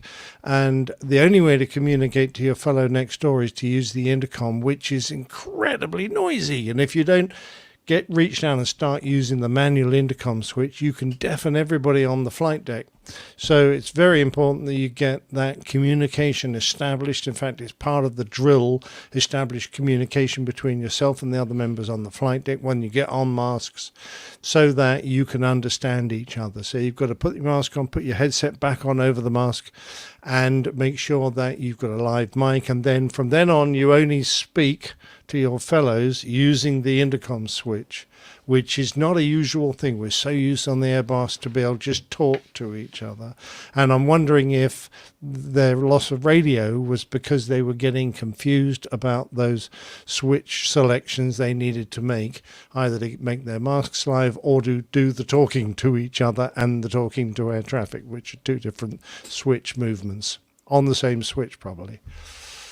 That's what I suspect happened here, because at the very end, all of a sudden, magically, the radios were working again. Yeah. I think that there was just confusion. And usually in a situation like this, a smoke and fumes incident, oxygen masks on 100%, crew communication established. That's the second step in this checklist. And it is the most difficult step to accomplish. And we know that because we've done it many times in the simulator. Yeah. And it is just crazy. It's crazy. You're doing something that you're not used to doing. And I found that for me, putting that mask on and just taking my headset off and then just turning up the overhead speakers was the way to go. I could hear everything going on. Although seems like what they may have been doing at the beginning of this. And then we're getting a lot of that feedback sound because the speakers are on above, and they're, anytime you have a microphone and a speaker nearby, we know this as podcasters, you get that feedback signal, that weird sound, annoying sound. So I think that, I really do believe, as I stated at the very beginning of this, that I think what's happening here is there's some confusion in switch positions and everything else. And they're probably responding audibly to all these controllers' instructions, I'm guessing, and assuming, and they're probably wondering, why the heck is he not hearing what we're saying? But we're not worried about that now. We're getting, and I believe you're correct as well, Captain Nick. We didn't hear the very beginning in the declaration of the emergency, whether or not they knew that it had something to do with the engine, but I'm thinking and suspecting that they didn't know that, and they just thought it was a smoke and fumes event, not realizing what the source of the smoke and fumes situation was. The whole thing is quite crazy. Confusing for the crew, I suspect. Now, why on earth they managed to burn the brakes out? Or what happened there? Kill the tires? I don't know either. Someone in the chat room has suggested that they landed with the parking brake on, which would be a very unusual thing to do.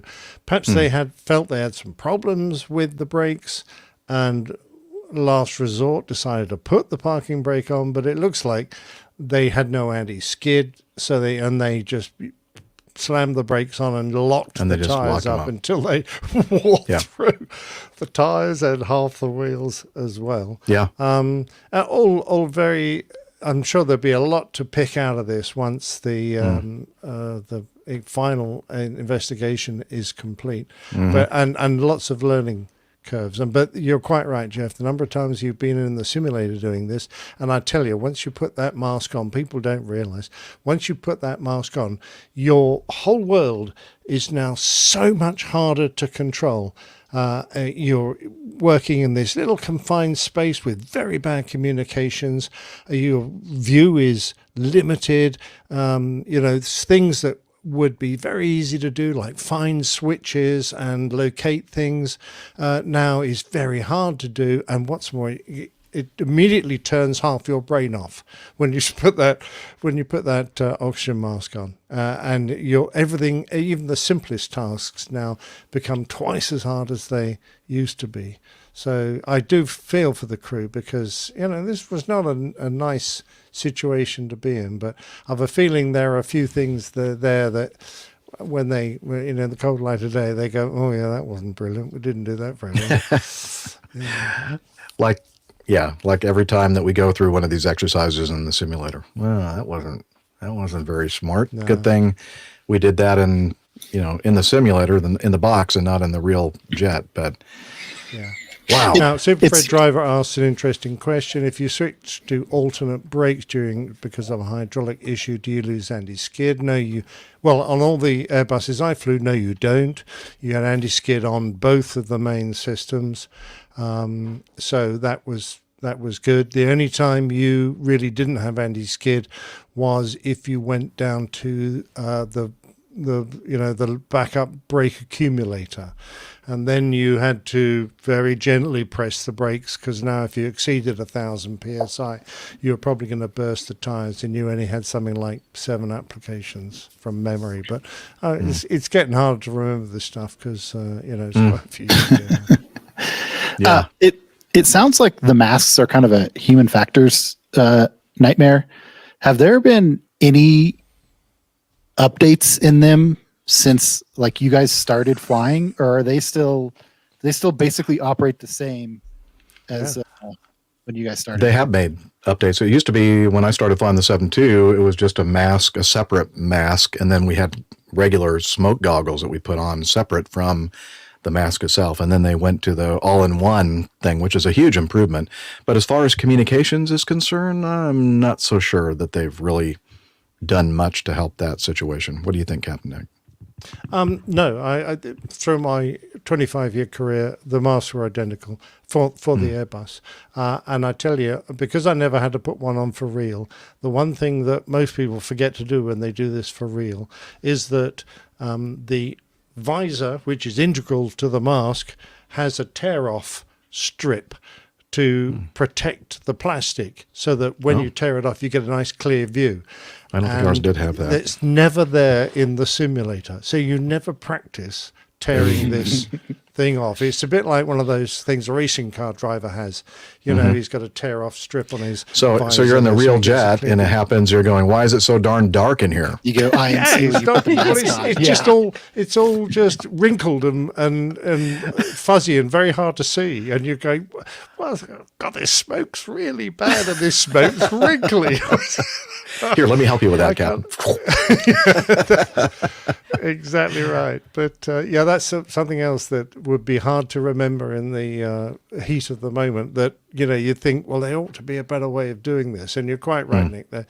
A better design of the communication system, better microphone system would all aid them in these kind of nasty emergencies. Yeah, it seems like I realize it's a quick don mask, but it seems like, you know, there are a lot of things that are being given up to save an extra couple of seconds, you know, when you're getting the mask on. Yeah, absolutely. I believe on the list of things to improve, it's right behind one frequency for an active runway. And ADSB for the tower controllers. Somewhere in there. Pretty far down. We'll figure out the priority list here eventually. Yeah, it's on our Christmas present list. Yeah, and you guys joke about like the pace of things, right? But the NTSB has been asking for the longer CVRs for forever, many years now, right? It's basically like a checklist in their box. I'm sure they're like, oh, we have another accident investigation. We need to fix this, and this. Oh, and we'd still like to have more than 30 minutes of recording. I think the NTSB has been pushing for that. The FAA has been dragging their feet on it. Has not been concerned. Yeah. Okay, well, Camacho, you're going to leave us? Got things to do? Places to see? People to do? Wait, how's that? People to go. We'll go places to do. Yeah, that's what I mean. All right. Well, thanks so much for joining us, taking some of your personal time to join us for today's show. That really was nice. We appreciated your inputs. Yep. I'm glad to catch up for a little bit. We'll talk to you guys next time. All right. See you.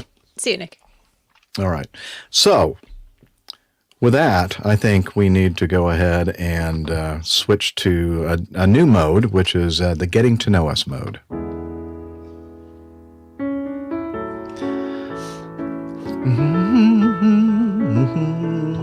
That's the time of the show where we try to get caught up on what everybody has been up to. And there's one particular host here that I know has been very busy running errands? No, running races, I think. Running races. Yeah. So, Steph, what have you been up to? Well, I'm going to apologize first because my landscapers decided to show up this afternoon, and my dog outside the door right now is freaking out about that too. So I have dog trying to claw away through door, landscaper with leaf blower outside. So if you hear all kinds of weird things happening on my end, sounds very quiet, actually. Because it does not sound very quiet in here. That's why I had to get up momentarily because I heard the landscaper show up with the leaf blowers, and I went, oh. I think I left that back door open, and the dogs are going to run out there to greet the landscapers, and that could be problematic. So now the dogs are inside, and they're just hassling me. Oh yeah, we're good. Took care of that. So, so I missed the show last week. I don't know if I was on the show the week before that or not. I can't remember. Most of this has just been work busyness, which I apologize for. It's just not been. I don't know. We're just really busy anymore. So I think that's the new norm, the new set point. So my apologies. I'll be here when I can, and hopefully I can figure out my work-life balance. But we'll take what we can get. Yeah. But speaking of work-life balance, and I apologize, I'm kind of losing my voice too. I don't know why. Talking too much. clearly. So yeah, it's like this is as loud as I can project right we now, can hear you and it's just like, fine. yeah, okay. But did have a chance to go to Chicago this past weekend and run my favorite, the Chicago Marathon. This was my 11th consecutive, with the exception of 2020, which we'll just put a little asterisk next to because they didn't have an in-person race That that is year. a great picture. So this was actually during the 5K. So the Saturday morning before, so the race is on Sunday, and on the Saturday morning they run a 5K, which they advertise as the International 5K. So they like put everyone's, the country that you're from, you have your little flag on the corner of your bib, and as people cross the start line, the announcer like calls out all the names of the different countries and things that are participating. So a lot of fun. The lady next to me is one of my best friends. We've been friends since we were 7 years old. She lives in the area and has done a lot of racing with me around the world. And she was able to partake in the 5K only this year. We had a couple of folks on injured reserve with us during the 5K, so we actually walked the whole thing. But that gave us a lot of time to pick out our photographers along the course and do some fun, silly things for the pictures. So yeah, we had a good time. So you can actually see over my on my right side there behind me, the gentleman in the blue shirt is actually my younger brother. And my other brother is also there somewhere, I think on the other side of my friend Jessica. So, but yeah, we had a good time. It was a nice, yeah, it was a nice time to get out with everyone and enjoy each other's company. And the weather was pretty good. It was a little chilly for walking a 5K that morning, but we made it through. Weather was great for the actual marathon. This was from the picture that we're looking at now is mile like 14 and a half. Every year I run for a charity group, the Illinois Spina Bifida Association. That's how I got started with running marathons back in 2013, actually through my friend Jessica, who was in the previous picture with me. Her daughter has spina bifida, so we run for that organization. So the picture there was being taken by Matt, who's their executive director, and he's always out on the course and does a lot to support the runners who are raising funds for their cause. So it's always fun to see him out there. We're past the halfway point at that point. He always has a good shot of Sears Tower in the background there, looking down the road. So that's mile 14 and a half. And then I don't know what, this was not during the race. You can only get this beer at the finish line. So this is the finish line beer. This year they changed it up a little bit. It's always from Goose Island, and it's the Goose Island has a beer called 312, which is a wheat ale, but they changed it up a little bit this year, and they put in a little bit of a watermelon flavor along with it and added some salt/electrolyte component. It was actually very refreshing. Normally I have a very difficult time drinking the beer at the finish line because my theory is I've just run this race and all of my cardiovascular output, my blood flow is like in my extremities and not in my gut. And it's actually quite difficult to consume things with calories for me for a little while afterwards, but this was actually something I could get down a little bit easier. So it was quite tasty. Took a picture of that. I thought it might be some form of cheating, and it gave you, a bit of electric assistance. That would be nice. It's after the race, sadly, that's okay. Muscles. Sadly, no. This is after the race. If you're 21 years old, and I don't think I've ever seen them once check IDs. There's a free beer at the end of the race, and then there's a ticket on your bib for another one if you make it to the after party. But we never actually made it to the after party this year. If you're not dead. Yeah, we weren't, but we just had a lot of, there's a group of 6 of us all running together this year, and everyone was kind of coming in at different times. So we just kind of hung out at the hotel and waited for everyone to come back and show up and change and shower, and then went to early dinner. So this was this was Monday. It was actually quite chilly in Chicago on Monday. I think it was only in the 40s Fahrenheit. But I wanted to go back out. It actually would have been better temperatures for running. It was a little on the warm side on Sunday. It was high of 65. Overcast most of the day and a little bit of a breeze, which made it pretty nice, but there were a couple points where it got pretty sunny and it was a little warm. But if you can see behind me, I don't know how well it shows up on the screen for anyone. This was at about the 10-mile mark on the course. I actually went back out because I wanted to take my medal out there and take a picture with this billboard that Nike put up because it made me laugh. It says, at least this road to hell is mostly flat. So that's the joke about Chicago. It's a very flat marathon course. But I did notice it, and I did laugh quite hard when I saw it. So, yeah, it was a good weekend. Good to see family and friends and catch up and take a little bit of time away from work and stress and everything else. You run a good time, Steph? Yeah, I've had some injuries earlier in the year this year, so I didn't have a huge training block, but I thought I was probably in about 4-hour shape, so I ran a 3:58:57. It's right where I thought it would be. Excellent. Nice. Well done. Yeah. That's precision running. Yeah. Good job. After you've done a few of these races, you kind of get an idea of what kind of shape you're in and what you might expect yourself to do. Have a realistic expectation. Good one. Yeah. So yeah, that was Outstanding. nice. Anything else? I don't have not a whole lot more than that. Just working a lot. And how about working a the lot. flying? Has the flying been reduced significantly? No. We have a fair number of pilots now, so I'm actually not on the schedule for the next little bit, which will help me catch up a little bit. But not last weekend because I was in Chicago, but the weekend before that, I flew both days, and I think I flew a total of 50 loads of skydivers over 2 days. 50. So Wow. Like 28 on Saturday and 22 on Sunday, I think. So it's That's pretty busy. a lot. Yeah. Yeah. This time of year is usually pretty busy because it's nice weather. Yeah. At least on the weekends. Liz has something to say about that. Wow. That's a lot. And Captain Nick as well. Very impressive. Very indeed. Thanks, guys. Indeed, very impressive. All right. Well, good. It's always nice to have you back. Sorry you were too busy to be with us last week, but we do appreciate you. Well, yeah, last week definitely leading up to trying to get out of town. It was just kind of crazy. But, Yeah. Well, I understand. Like you're just sitting around not doing anything, That sounds All nice. right. I want that lifestyle. How do I get that? Do you though? not I don't doing think you do. I think you enjoy being super Yes. busy all the time. I do. I do. Yeah. All right. Captain Nick, you're up. Not much Something else is for coming up me- apparently too, the beer, maybe. Not much for me to report, other than the lady wife needed a new iPhone, so we went to the Apple store, and of course, I always love going to the Apple store. While she was handing in her old phone and sorting herself out, I tried the Apple glasses, the VR glasses, and I would have to say I was thoroughly impressed.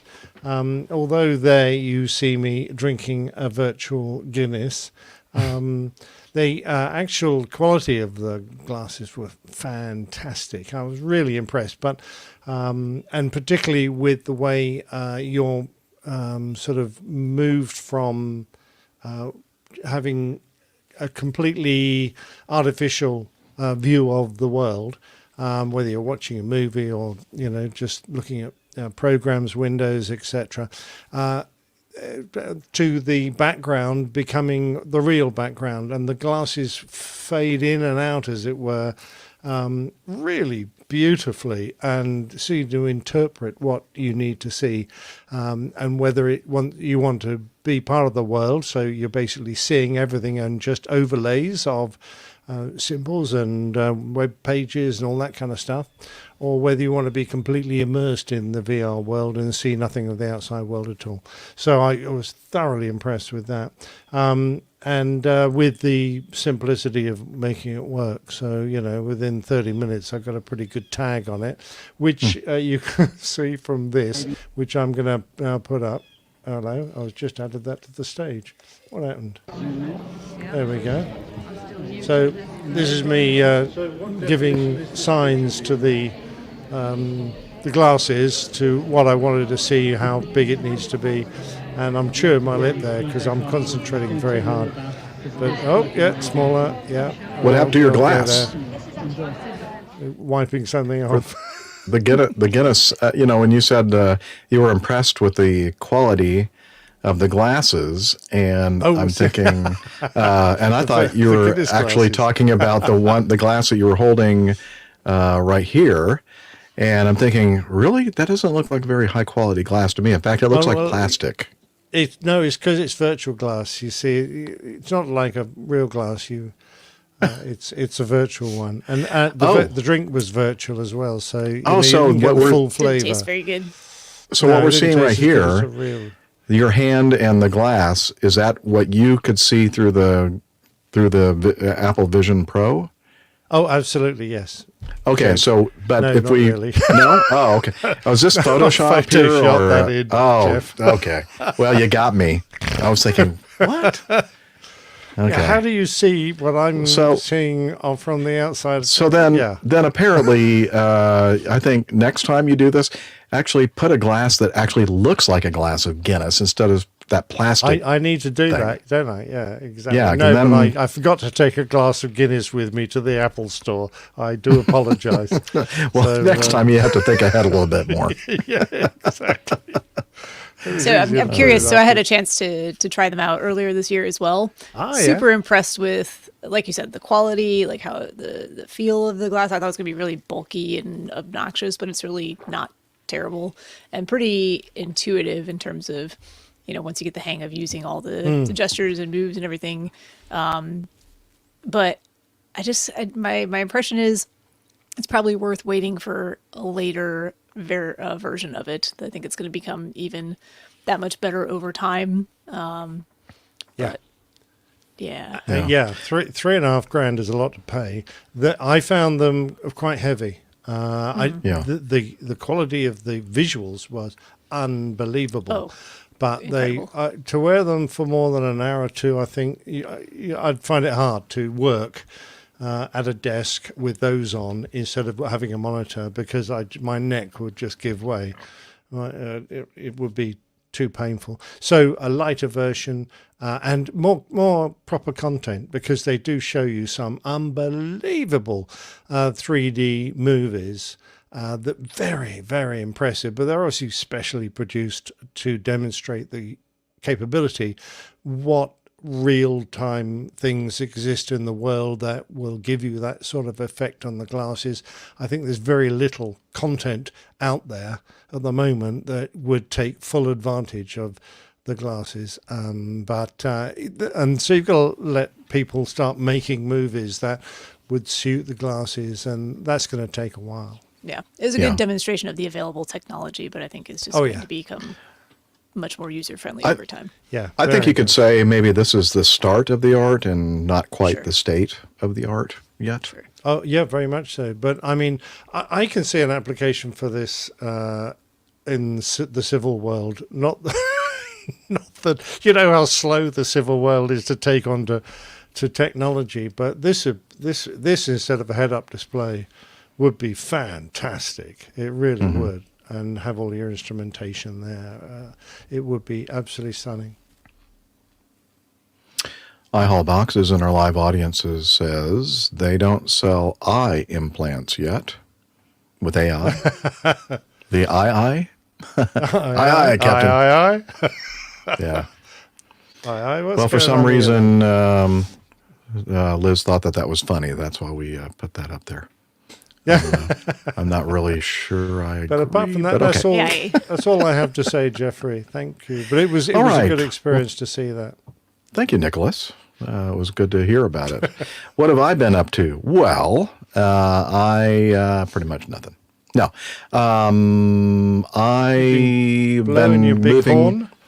I've been moving from campground to campground, but my choir director, my choir director's husband, Dr. Chuck, of the many, many things that he does, he's also the director of a German polka band, basically. And there's a little town to the north of Atlanta, up in the northeast Georgia mountains. Thank you, Liz. Yeah, so she's telling me to shut up because I've already mentioned it on the last show. No, yeah, I did mention that I was going to be going up to Helen, Georgia, for this event, and so that's what I did. In fact, I pre-positioned myself the day before Friday. On Friday I sang at a funeral, and then went from there to Cleveland, Georgia. Yes, Cleveland, Georgia, not Cleveland, Ohio, to this little place called I thought it was Tesnati but it's actually Tesnity, I think, River. It's one of the rivers up there, and it's a winery and a meadery. Mead is, I'm sure most people know, is made from honey, and yes, darling, what are you talking to me? I just heard somebody say honey. So it's they're a member of Harvest Hosts, which I've talked about in the past, where you can park overnight for free. Although this one happened to be a very expensive one for me, an overnight. I would have been much better off just going to a campground that had full hookups somewhere up there, and probably still would have saved money. Because, you go in and you have some tasting, and then you think, well, I can't just leave without buying anything. So they charge me for the tasting, and then they charge me like $30-something for the bottle of apple cider, or they call it apple cider, I think, because it's like apple cider and mead mixed together, and then a bottle of mead.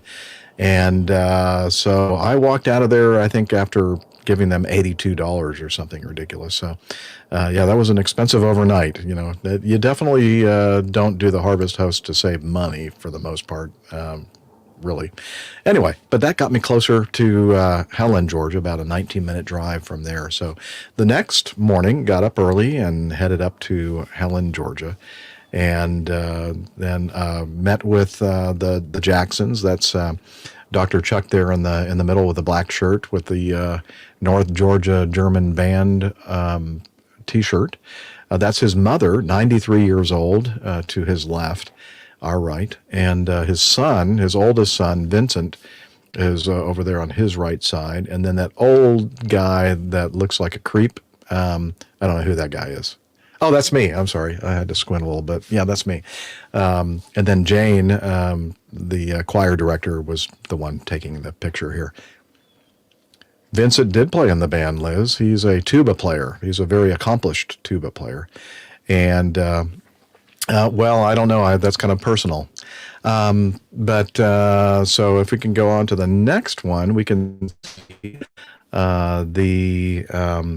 we can see Chuck's instrument. It's an Alp horn, and Ricola. I don't. Do you have that in England, Captain Nick? The Alp horns? No, we don't have the little Alps here. No, what is it? It's like a cough. It's like a throat drops. lozenge. Yeah. Yeah, cough drop, Ricola. throat lozenge.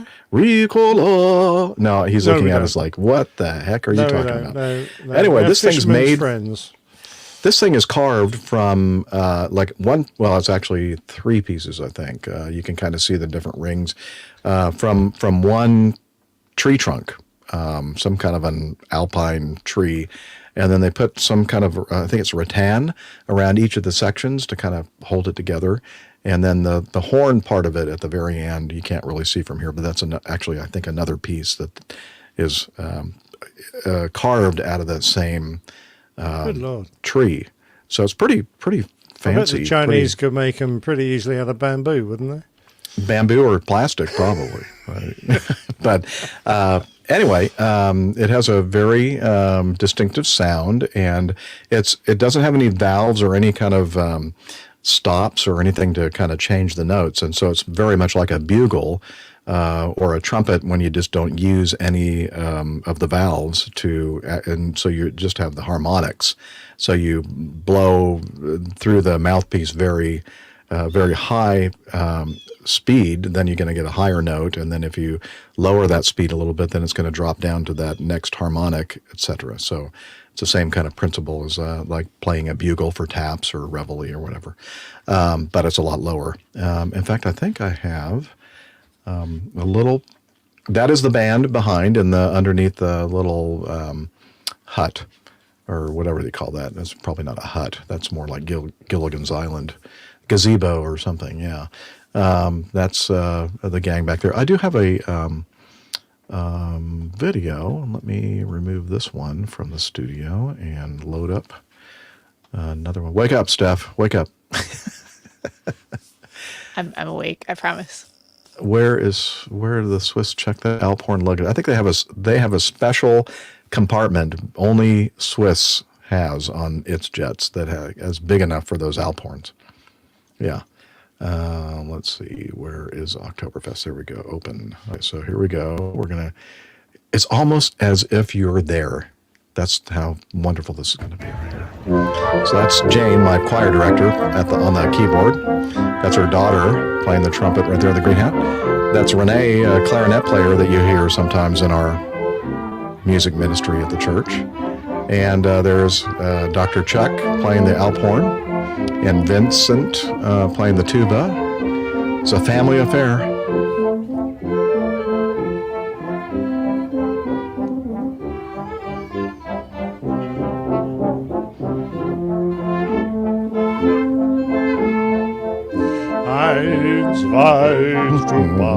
Oh no. Gotta watch the lyrics that he uses here. Anyway, so you can see this is kind of an open square, and people are, shopping and drinking beer and eating German, food, schnitzel and bratwurst and knockwurst and all that kind of stuff. Anyway, so there you go. I'll go. Well, I didn't get the Lederhosen out of the storage unit, haul boxes, and so I didn't have it in my recreational vehicle. So next time.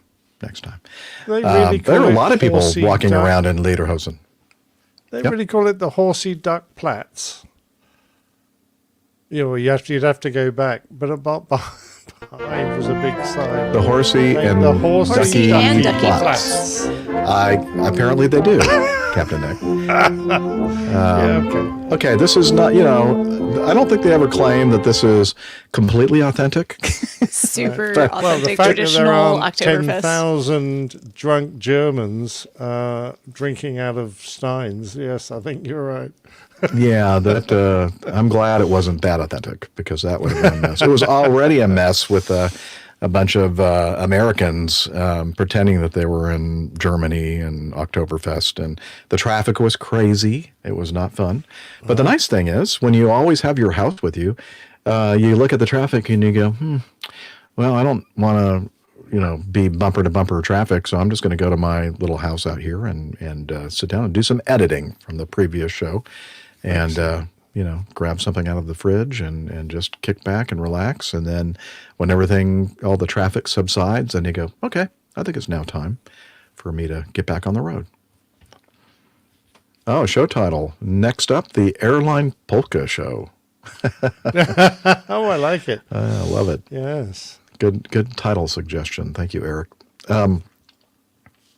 Yeah, it was a lot of fun, and always enjoy being with my adopted family, or I guess that family adopted me, so I'm part of the Jacksons now, and so that was fun. I kind of helping them with equipment and transporting Alphorns, and yeah, I was basically the role of a roadie, and I was looking for any what do they call the chicks that kind of hang out?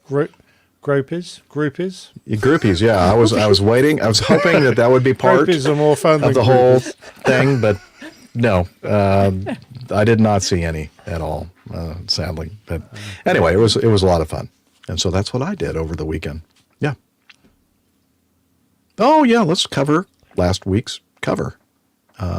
Captain Nick did a absolutely fabulous job once again. One of the suggestions was the story regarding Air France flying over Iraq during the midst of the Iranian missiles flying by. Now, I don't know, one of the articles said something about them flying underneath the missiles, but we kind of decided that they were probably above them. But I don't know, maybe, well, I guess they would be under, wouldn't they?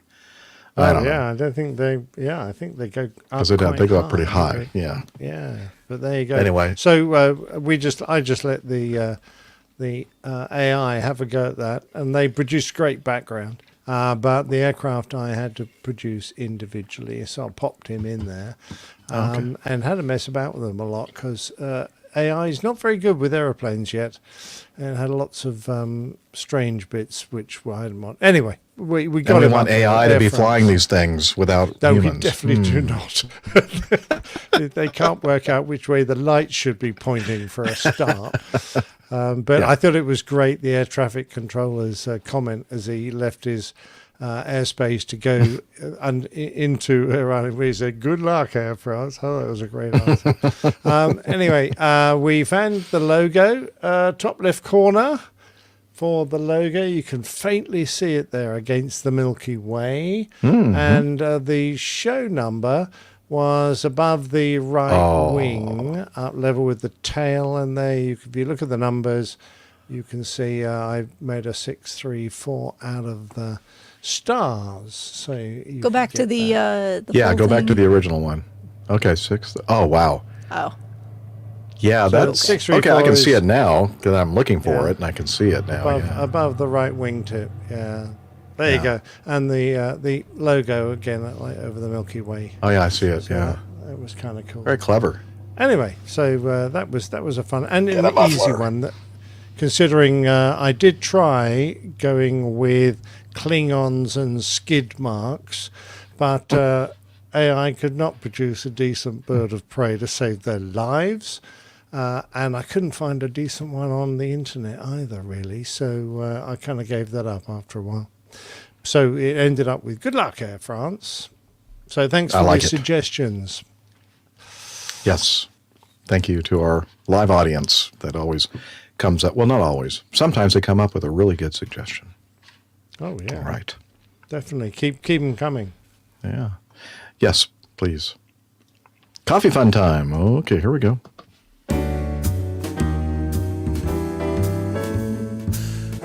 Johnny, how much more coffee? No thanks. I love coffee, I love tea, I love the APG community. Coffee and tea and the Java in me. A cup, a cup, a cup, a cup, a cup. Oh, yeah, the Coffee Fund. It's your way to support our show financially if you have the resources to do so and if you feel like it. But you know what? We do this for free because we enjoy doing it. But if you want to help encourage us, value for value, consider becoming part of the Coffee Fund cadre or the Coffee Bar Club. A couple different ways to do that. One is the OG, the original Coffee Fund Classic method. And we got a very nice contribution. Thank you, David. David Stein sent us, and he paid for the PayPal fee as well. Thank you, sir. Really appreciate that. And the other way to participate in the Coffee Bar Club is to become a patron of the show via Patreon.com. And let's see, you go to patreon.com/airlinepilotguy, and you can pledge a certain amount per creation, per episode, typically 4, maybe sometimes 5 per month. That's pretty much it. And so it's another way to support the show. Thank you so much for all of you out there, patrons of the show and contributors via the Coffee Fund Classic method. We're glad you did, and I think you are too.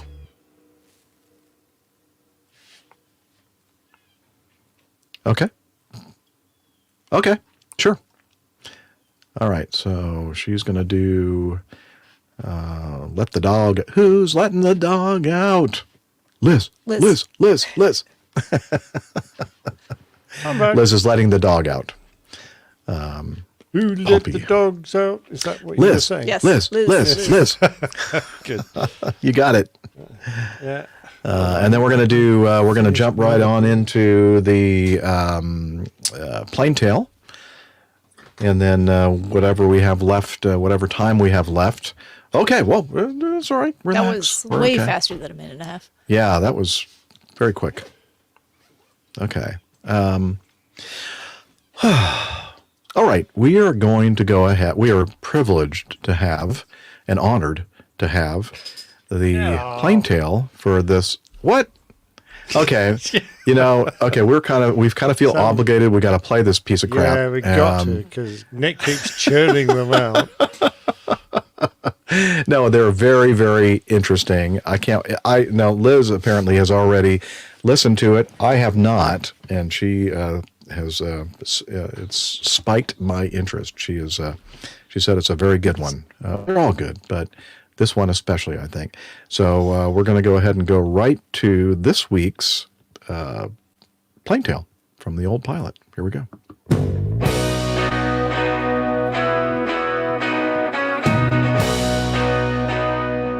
The Old Pilot's Plain Tales, RAF Form 414, Volume 30. Over 5 months without an income, and the bucket of shekels I had to keep us afloat was starting to run dry, and I could see glimpses of the bottom. Luckily, the mortgage on our modest 2-up, 2-down, 250-year-old Scottish stone terrace cottage at Lucas wasn't excessive, and we had pared our living expenses down to the bone. The sniff of some flying work for British Aerospace down at their factory at Wharton, however, was very, very welcome, since the bills for my air transport pilot's license training had removed a big chunk out of our savings. I spent the next couple of weeks trying to keep my anxiety under control as I waited for some news, and every time the phone rang I was jumping up like a jack-in-the-box, and then waiting for a couple of rings so it wouldn't appear that I'd been sitting there trying to hatch it. After many false hopes were dashed, the dulcet tones of the personal assistant to the Director of Flight Operations at Wharton was inquiring if I might be free to attend an interview on Thursday at 2 p.m. Much as we wanted to, it was not time to celebrate yet, and in my best bib and tucker, I set off on the 5-hour drive to the aircraft factory. Wharton felt like a big place that had grown up from humble beginnings. It had started as a satellite airfield for the Coastal Command base at nearby Squires Gate in Blackpool in 1938. With 3 new runways, it was used as an air depot for the United States Army Air Force during World War II, and over 10,000 Liberators, Mustangs, Fortresses and Lightnings were cycled through there on their way to operational units in Europe. After the war, it was taken over by English Electric and saw the birth of the Canberra bomber and the Lightning jet fighter, before the company was amalgamated to form the British Aircraft Corporation and then British Aerospace. Under their flags, the factory had built the infamous TSR-2, the Jaguar, Tornado and the Hawk, and was a flight test centre for the company. Finding my way around was easier said than done, but I eventually located flight operations and sat nervously waiting. As for many things in my life, the reality was very different from the way my imagination had painted the scene that then unfolded. There were no torture chambers, no little devils with pitchforks to herd me into a fiery pit of despair. Just a nice chat over a cup of coffee with the very friendly Chris Yeo, the Director of Flight Operations, who spent more time selling me the job than asking questions. We negotiated a wage that sat in between what a fully fledged test pilot was paid and what he paid the captains of the small fleet of aircraft British Aerospace had to fly its employees around. I managed to get an allowance to pay for some accommodation in nearby Blackpool. It was out of season for the holiday resort, so that wasn't going to cost much, and then we got down to the job. British Aerospace was building the Eurofighter Typhoon, and it was expected to make its maiden flight in the coming months. As such, the fast jet test pilots were busy in simulators, developing the flight control software that would go into Eurofighter, and didn't have the time to do the more mundane test flying that was needed to develop other projects that were ongoing in the development of the Tornado F3. That would partly be my job. I was given a monthly rolling contract without any benefits until the work dried up or I had to move on. I was completely upfront about my aim to join an airline, and it was understood that this was only temporary. When we shook hands, I didn't try to hide my delight at being given this opportunity, and I think Chris understood the situation I was in. He seemed glad to be helping me out. Then there was a lot of paperwork, photos, passes, and paraphernalia to organise. I had to ask for a simulator ride to get back up to speed, and that had appeared to be difficult to arrange, so I called in a favour from the guys at Lucas and did a quick hour of IF and emergencies. Luckily, I hadn't forgotten absolutely everything. For the life of me, I couldn't quite work out under what legal framework I was going to fly. It wasn't really my ATPL, as I didn't have a type rating nor an instrument rating for the Tornado or the Hawk, come to that, and I wasn't a military pilot anymore. Apparently, though, as an aircraft manufacturer, there was some kind of caveat that was granted by the government, equating to a magical laying on of hands, and behold, I was a civilian military aircraft pilot. I organised a tiny flat on the 4th floor of an old Victorian house in Blackpool that would be my home during the working weeks, and then I would commute back to Scotland for the weekends. I certainly wasn't complaining. On the 1st of December 1993, I got an early Christmas present, and despite a horrible cold front that was passing through, I launched in a sort of Tornado F3 for what was loosely termed a general handling and instrument flying trip. I say a sort of F3 as it was a modified F2 and still had mechanical engine control units on the RB199s and various other F2 features, but a second-hand car salesman would have been happy to have called it an F3. Months earlier, I had celebrated flying my last trip in a Tornado, and here I was back in it again. However, it's amazing how a change of fortune will alter one's perspective on things, and I was now delighted to return to Mother Riley's wonderful cardboard aeroplane. We climbed through the overcast, looking for a break in the cloud to do some visual manoeuvring, but pretty soon we realised that it was solid all the way up to the moon, so settled for doing some practice diversions to local airfields, like RAF Valley, Blackpool and Liverpool, and then returned to Wharton for some circuits. I hadn't seen much of these diversions, just a runway in the rain, as the weather was getting awful, so we decided to head home. We descended over the sea just off the coast, and Jim Stuttard, a company navigator in the back, guided me visually through the unfamiliar countryside to Wharton. I was down at a couple of 100 feet in the murk, so the only circuit I could realistically fly was a low level to land. Normally flown at 500 feet, we crept around at rooftop height while I tried to guess where the runway was. With a sigh of relief, I spotted the lights coming out of the gloom, slammed the poor jet down onto the soaking runway, and that was that. Everyone seemed perfectly happy, and the very next day I was off and running on my first mission, but not quite as I expected. The flight started with a conference attended by all the aircrew and engineers from all the departments involved. Everyone had detailed kneeboard-sized flip notes with everything we would be required to do from start to shutdown.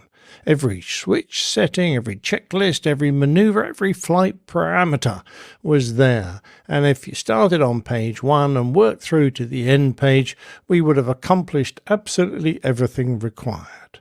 Surprisingly, on this first mission, I was flying Zulu Alpha 101, which was also known as G Hawk in its civilian registration. This was only the 8th Hawk ever constructed, and first flew in 1976. It was employed as a marketing tool and demonstrator, frequently being modified to match the configurations of new Hawk marks as the type was developed. It regularly displayed at Farnborough and other air shows around the world before moving to the flight test department at Wharton. Out of interest, it started flying 2 years after I joined the RAF and retired from flying 3 years before me in 2016. Whilst I'd done some brushing up on flying the Tornado, I hadn't actually flown a Hawk for over 8 years, but with the aid of the very detailed test notes and an experienced backseater, it all came back without many problems. The Hawk was, after all, a very simple aircraft, both to fly and operate. We were acting as a target aircraft for another mission, so all we had to do was fly a precise pattern within accurate parameters. That done, I retired to the pilot's crew room, drank coffee, and introduced myself to all and sundry as the new dog's body. I was surprised by the number of pilots and navigators there who I had worked with in the RAF. Some had been in the Phantom or Tornado world, and others had been fellow flying instructors or students.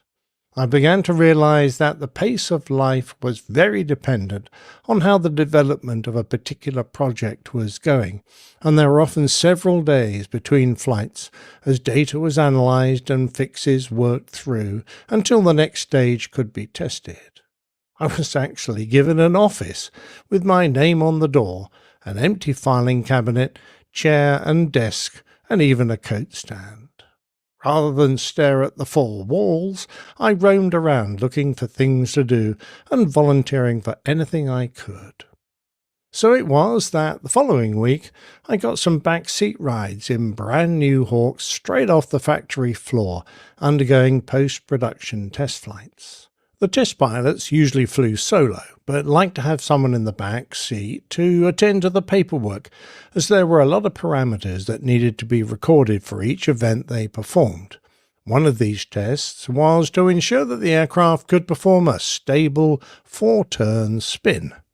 A lot of aircraft types, once in a spin, required some effort, often considerable effort, to get them out of it.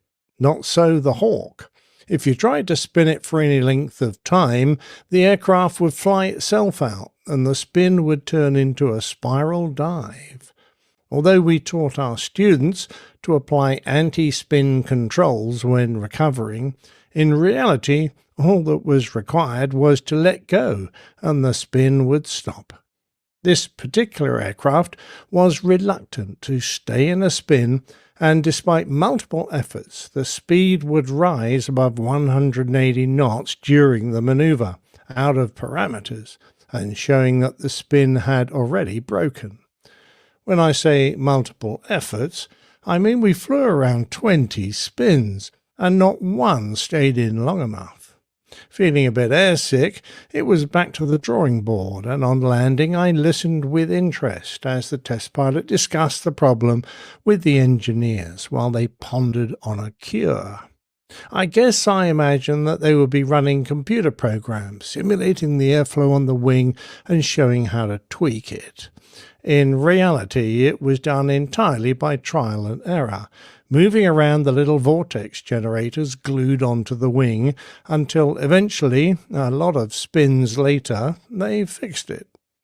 The meat of my work was flying a tanked-up F-3 around a big missile firing range off the coast of Wales.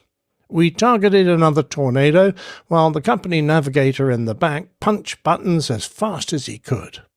Flying in the range was important because they had an unbelievably accurate radar tracking system that could follow both the fighter and its target to confirm the accuracy of the results. And what we were playing with was JTIDS, the Joint Tactical Information Distribution System. This data link system was a network that could correlate and pass friendly or enemy target data to anyone on the net.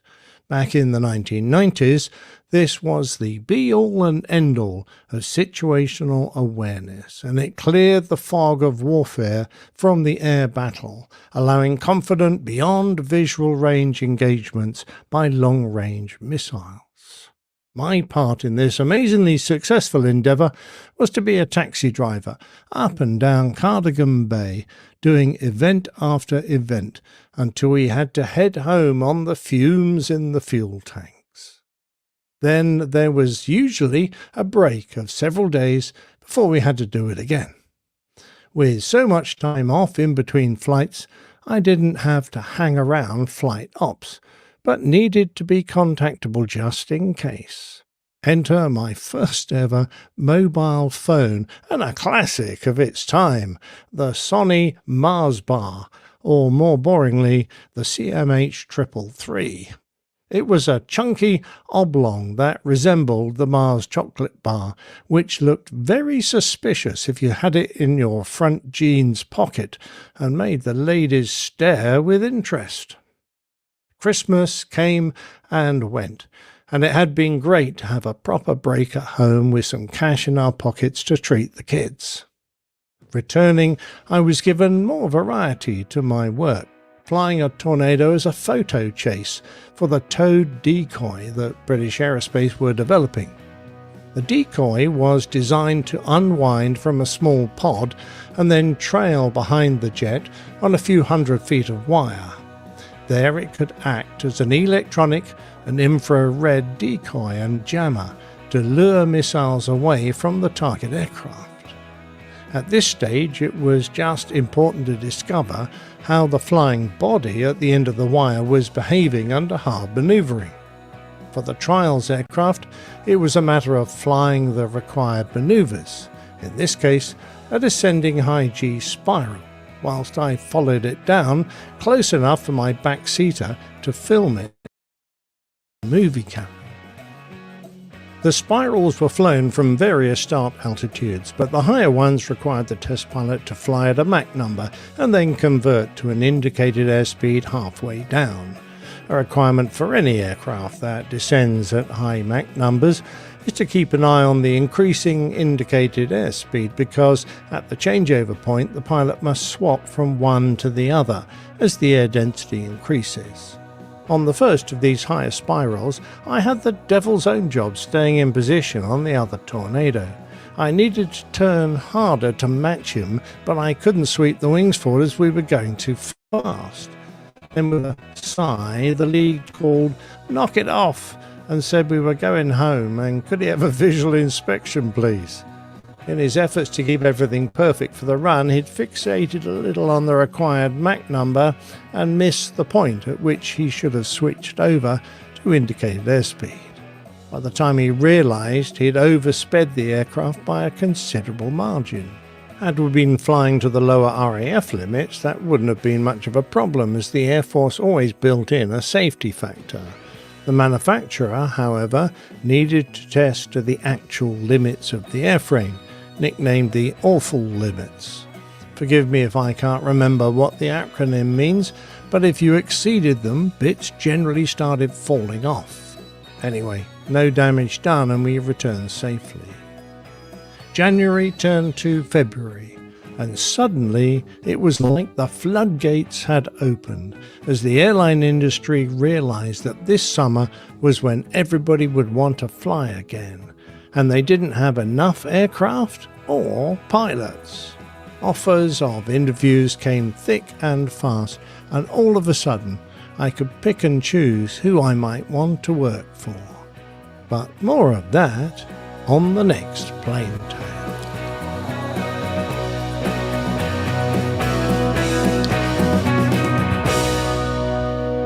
No, we want to hear more about it right now. Well, we got to wait. It'll be a pretty boring show if you do, but yes, yeah.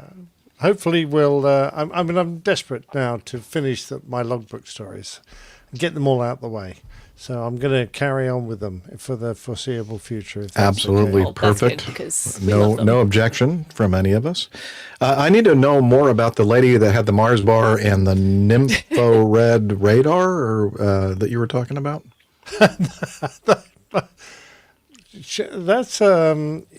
That's Mae West. Maybe I misheard that. There's something about. Maybe I meant infrared. I heard Nympho-Red. Oh, did you? Oh, okay. Yeah. All right. I don't know that's why. Mae West. Didn't she? She said, "You look like you're happy to see me." Is that a Mars bar, or are you just happy to see me? Yes, something along those lines. Well, yes, exactly right.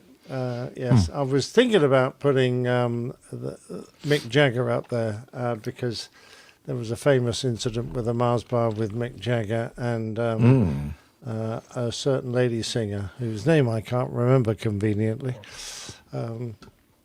But perhaps the least said about that, the better. Probably. Oh, okay. Steph, you're going to have to leave now. Yeah. Sorry, I know where flight. Yeah. Well, hopefully not. Hopefully we can keep things controlled, just a departure. Now, I was hoping I had the entire afternoon free, but there is a company arriving at my house earlier than I anticipated them being here. So, well, tell them they're just going to have to wait. I know. No, I'm just kidding. I tried. I was like, can you just hang out for like another... Just sit in your car outside the front of my house and for about an hour. Yeah. So. Oh, well. But we're happy to have had you as long as we did. Yes. Well, I'm glad I could be here. Hopefully that will be the case next week and the following week and for each week to come. So we'll do our best to make that happen. You're the most senior of the co-hosting crew, so... Who do I need to deputize to take over the social media? Well, I think you're going to have to deputize Captain Nick. I think he's the one that has the most experience with doing the social needs while I love messing it up completely. It is all yours, and I will listen in to see how it goes. So. You'll have to see or watch this episode after the fact, Steph, because there is something that I've changed in the slide, and we'll see how Captain Nick handles it. Okay. Yeah. Was it designed to throw me off as well? Just turn my microphone off. That's the best way. I don't think so. Just if you're anything like Ron Burgundy, you'll be fine. You just read whatever it is. Just read that's exactly on the what's on the slide. Yeah. Sounds good to me. I could do that. Excellent. So. Yeah. Well, all right. Have a good evening. I'll catch up Steph. with all of you next week. We'll see you then. All right. Here. See you, Steph. Bye. Always good to have you. Bye.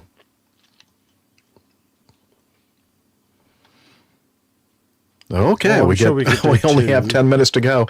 That means that we're just going to have to we get to do one piece of feedback. Go on, do two. Come on. Two? Yeah. Oh, you're such a rabble rouser. Okay, but I'm not sure which one we're going to do yet. Hang on, let me see. Okay. Okay. Yeah, we can do that. Okay. Let's hit the feedback bumper right now. Feedback. Feedback. Timely feedback. Incoming message. Anyway, let's go to this from Stefan. He has a question for us, an audio feedback. So let's have a listen. Hi, Captain Jeff. Hi, everybody from the APG team. This is Stefan from Germany calling. I do have a question for you. Maybe you can help me answering it. First of all, a big thank you for letting me join you on one episode one time. It was a great experience. But now about the question. This is one from one of our listeners of my podcast. He was asking if we were allowed or if we have influence on the speed we fly en route when flying from A to B. And so I was of course recalling when I was flying how it was handled, that we do have an operational flight time which was calculated with a standard cruise speed. These cruise speeds were sometimes only a specified speed for a certain route or for a certain airplane type or for a certain combination of route and airplane type. And later on, they were converted in a cost index. Maybe you can explain a cost index to your listeners. And these cost index are adjusted on a not on a monthly basis. Maybe that when there's a new new factors influencing the cost of flying, and those cost index are adjusted as I said before to the route and to the aircraft and whatever. But basically, in my company, it was that way, that the crew has the option to always change this cruise index or the flying speed. So it was not forbidden for us by company policies to adjust the speed either to the slow or to the fast regime. Later on in the later, I think it came up 10 years ago, we got a tool that were helping us if we were thinking about adjusting the speed. I mean, my former operator was a network carrier, so it was very important to bring the customers on time to a certain point. And if we were late and there were some passengers missing their connections, it will cost such and such money. So we do had a little list, and it says, okay, we do have Connex flights going from our destination over further to another destination, and if we are going to be 10 minutes late, those guys will miss, or those folks will miss their connection, and that will cost us such and such amount of euros. And it was a little list, and it was showing us, what will happen if we come late. And on the other hand, we had a list which shows us if we are flying a higher speed or a higher cost index, it will cost such and such amount of fuel and such and such amount of euros to fly faster. So we had a tool helping us to fly faster or not. Or if you think, hey, it's possible to fly a little bit faster, and I think we have a chance to make the connection for those guys, and so we save the company money. Or on the other hand, it doesn't make sense flying faster since our connections will not make it, and we will lose double money if we fly faster. So there was a little tool, but it was only specified to my company. So I asked other guys in my podcast how they are handling that, and I got an interesting answer from one guy flying for a more British-based low-cost carrier. Well, it's not a low-cost carrier, but not a network carrier, and they have the rule that they basically they are not allowed to change the speed at all. So the cost index which they're flying, it's tracked. So sometimes they do a little workaround it, but anyhow, they are not allowed to change cruise speeds. There are some certain network status, apparently, which they introduced recently. That means if the network status is green, that everything is okay, then you're not allowed to change the speed. If the network started is not green, but some other color code, I don't know, we call that is orange or red or whatever, and then they are allowed to adjust the speed up to 50 more or 20 more on the cost index. And if the network status is red or whatever, then they're allowed everything what it takes. But even when the curfew is in danger, they're only allowed to increase the cost index about 20, which is very little. So they're very, very strict policy on increasing the speed. So now I'm wondering, how is that handled from your memory? How do you recall if you were allowed to change the speed or not, or only to a certain regime, or do you have a tool like my company did to adjust the speed? It's an interesting question. I recall in the past that I had some very grumpy old captains who were always flying at top-notch speed and really doesn't care about if the fuel flow is going high, if they waste a lot of money and fuel to put the cost index up. Well, for the company and for the environment, only to get to their car 2 minutes faster. So when on the drive, on the home. So I wonder, how was your experience? Do you have any stories to tell that? I would be very interested. And once again, a big thank you for your podcast and a big hello from Hamburg. And, well, carry on. Thank you. Thanks, Stefan. First of all, at the very beginning, he was thanking us for being on the show. And we expect to have you back on the show in the future. And you know that, right?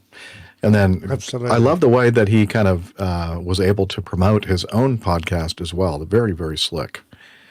What's the name of his podcast? I don't know. Well, Liz, I wish you had told me you were going to ask that question because I don't recall exactly. It's a German name. I don't remember the actual name of it. Yeah, and I tried to listen to it, and honestly, I couldn't understand a word they were saying. But we can always put that in the show notes if I remember. So what I'm trying to tell you is I probably won't remember, and so sorry. Liz said she'll remind me of that. Anyway, so yeah, we'll have Stefan on in the future. So regarding your question, Speed adjustments. The first thing I wanted to say, and the thing that kind of jarred my brain cells, was that if you were, so when the pilots or dispatcher, and in my case, the dispatcher has always filed our flight plans for us, and they stated a specific, I believe it was a true airspeed. We have so many different speeds in the world of flying. We have indicated airspeed, true airspeed, calibrated airspeed, ground speed, all kinds of crazy speeds. And if you can make adjustments to that speed without informing air traffic control. However, if you end up changing your speed, at least in the U.S., we have to maintain that speed within plus or minus 10 knots or 0.02 Mach of whatever the speed is specified on our flight plan.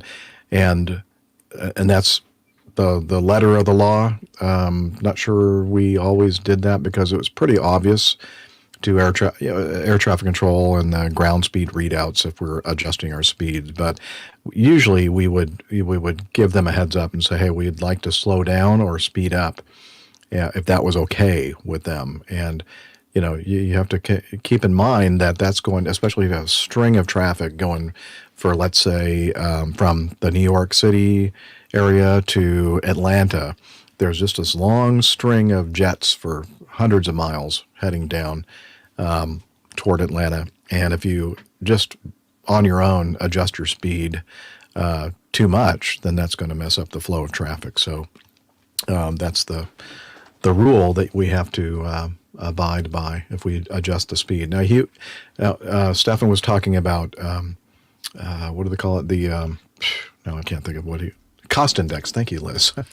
And that is a tool in modern airplanes now that we can. And again, the dispatcher at my company always would tell us what cost index number to input into our flight management computer. And you could sometimes tell from the number that they've proposed for your flight what is happening with the winds en route, et cetera. So if for some reason you had a really, really strong headwind, it wouldn't be surprising to see a cost index number pretty high or well above the one that you would normally see. And just off the top of my head, I'm thinking usually we would see cost indexes around 10 or 20 or 15 or something like that. Again, it's been a while since I've dealt with cost indexes. And then sometimes you would see a cost index of 0. In other words, hardly any headwind or maybe a very strong tailwind. And the reason why they'd have the 0 cost index would mean that they want you to fly a little bit more slowly because you're going to get to the big airport with your gates too early. And that is sometimes more of a problem, more of an issue than getting there late, because when you are at a big hub like Atlanta or Chicago or New York and you arrive there, half an hour early or whatever, that may not be a good thing because they may not have the gate available for you, and that means you have to sit there and wait for the gate to become available. And I have found, anecdotally, in my 35-year airline experience, that passengers don't seem to be bothered when you have like an en route delay, like a holding or whatever, and you get to the destination a little bit late. But if you end up getting there, let's say half an hour, 45 minutes early, and then you have to make the announcement saying that, welcome to Atlanta International Airport. Hope you enjoy the flight. We're going to have to wait for a gate to become available. And that, I have found, is very irritating to the passengers because they've arrived at their destination. They're ready to get a move on and, maybe grab a bite to eat or do something in the terminal before they catch their next flights or whatever. And I found that they get upset if we get there too early. So that's definitely a big consideration in the airline, especially hub and spoke airlines, to consider when you consider the cost index. And the last thing I'm going to say, and I'm sure that Captain Nick has a lot to say about this, is that if we were on our last leg of our trip, it was not unusual to see a cost index entered at 100 or higher. In other words, getting very close to the performance limits of Mach/indicated airspeed of the airplane.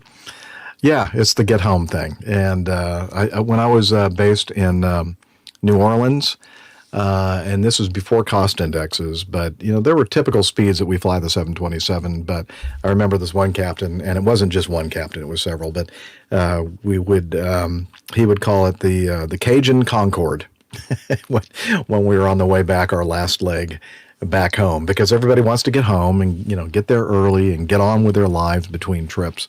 And so, in fact, I remember one of the very first times I witnessed that 727 flying very, very high indicated airspeeds. I mean, over 400 indicated from what I remember. I honestly was afraid that the wings were going to rip off the airplane. And I'm not like just saying that. I really had this concern that the airplane was going to fall apart, like Captain Nick's plane tail, talking about pieces of the skin peeling off, and worse. And that's when I got a real appreciation of the 727 and how fast it could really go and how much it could really withstand. Although it wasn't comfortable. Honestly, I mean, that airplane was very noisy in the cockpit, and when you're going above 400 knots indicated in the descent, it is almost deafening. So anyway, so that's my little spiel about airspeeds and making adjustments to airspeed, making adjustments to cost index. Oh, I guess I should say one more thing, because he was asking us about what the policy was regarding that. And honestly, in my experience, I never requested from my dispatcher an adjustment of the cost index. I just did it kind of, what's the word? Unilaterally. Yeah, I just did it. Well, yeah, no, that's a good one. That's what I should say, but I did it on my own. I didn't ask anybody's permission to do it. So, that flying solo, yeah. Anyway, so Captain Nick, enlighten us about cost indexes and policies and that sort of thing. Well, yeah, it's a big subject. Cost index, for the definition of it, is a ratio of the time-related cost of an airline or an aircraft's operation and against the cost of fuel. So you could add the whole cost of the leasing the airplane, if that's how you've got it, or perhaps paying the mortgage on the airplane, and all the costs of the navigation fees, everything that goes into the departures, the arrivals, the landing fees, all that, everything that goes into the operation against the cost of fuel. So and they come up with a number. And quite honestly, as the cost of, when I first started flying, it wasn't really a problem. Everyone flew around as fast as they wanted. But as the cost of fuel became such a major factor in an airline's success, they began to really hone in on what cost index we were flying. And particularly when you had a good tailwind, and you didn't have to fly fast. You could fly at a lower cost index, fly slower, still get there at a good time. But like Jeff said, there's absolutely no point making the front of the airplane glow red hot as you hammer your way across the globe in order to land and then wait 30 minutes for a parking spot so you can offload your passengers. It's so pointless.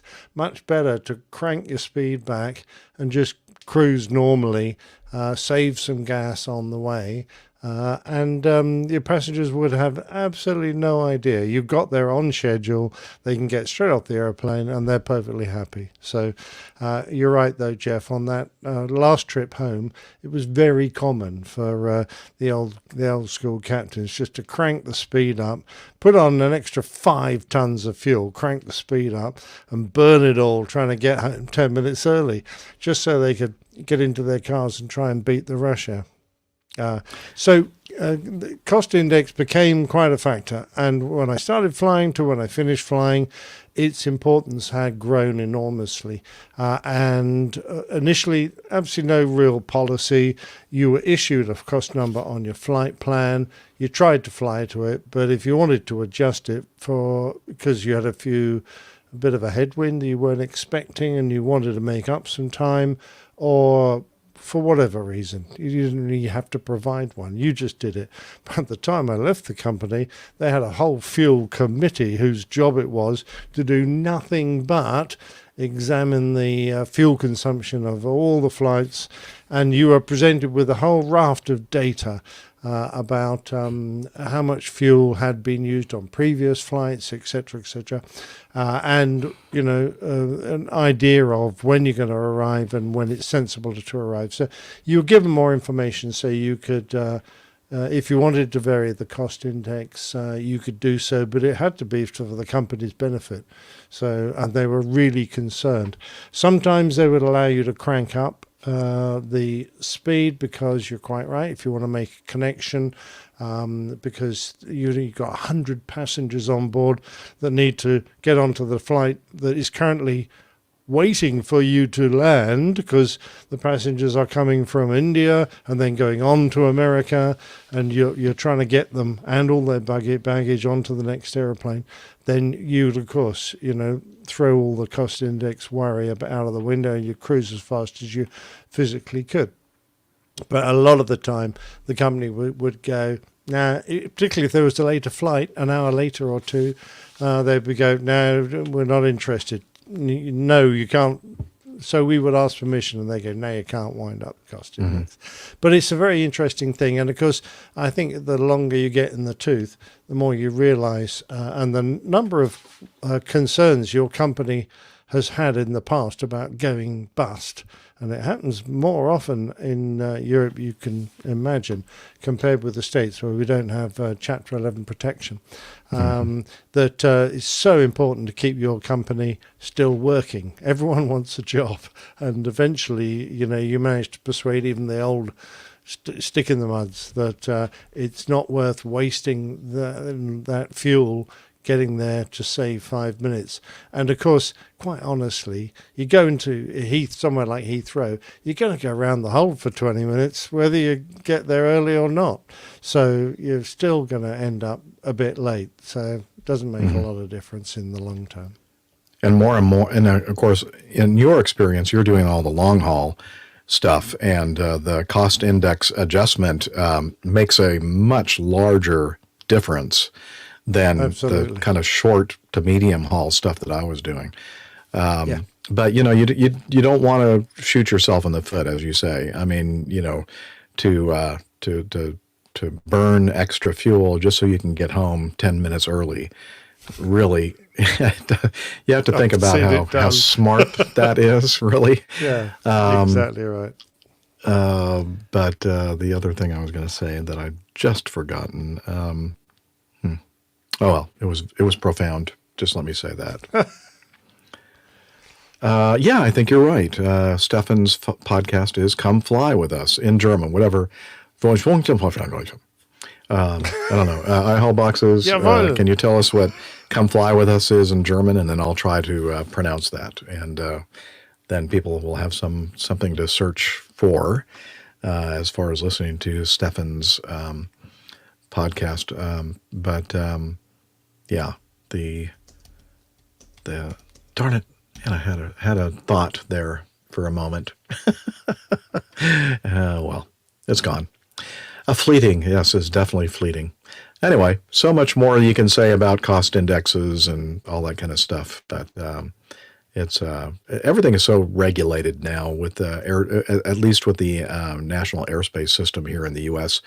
that regardless of what you filed for, what the winds are doing, whatever, air traffic control is just going to say fly 0.75 and don't do anything else until I tell you. It's like, okay, so everything just goes out the window, so. Yeah, I must admit, it was so nice going around, say, Africa or across the Atlantic when you could, negotiate your speed and you had freedom to basically, fly as regards air traffic control, fly at the speed of your choice. But yeah, coming to the States and you realize just what an amazingly busy piece of airspace it is everywhere.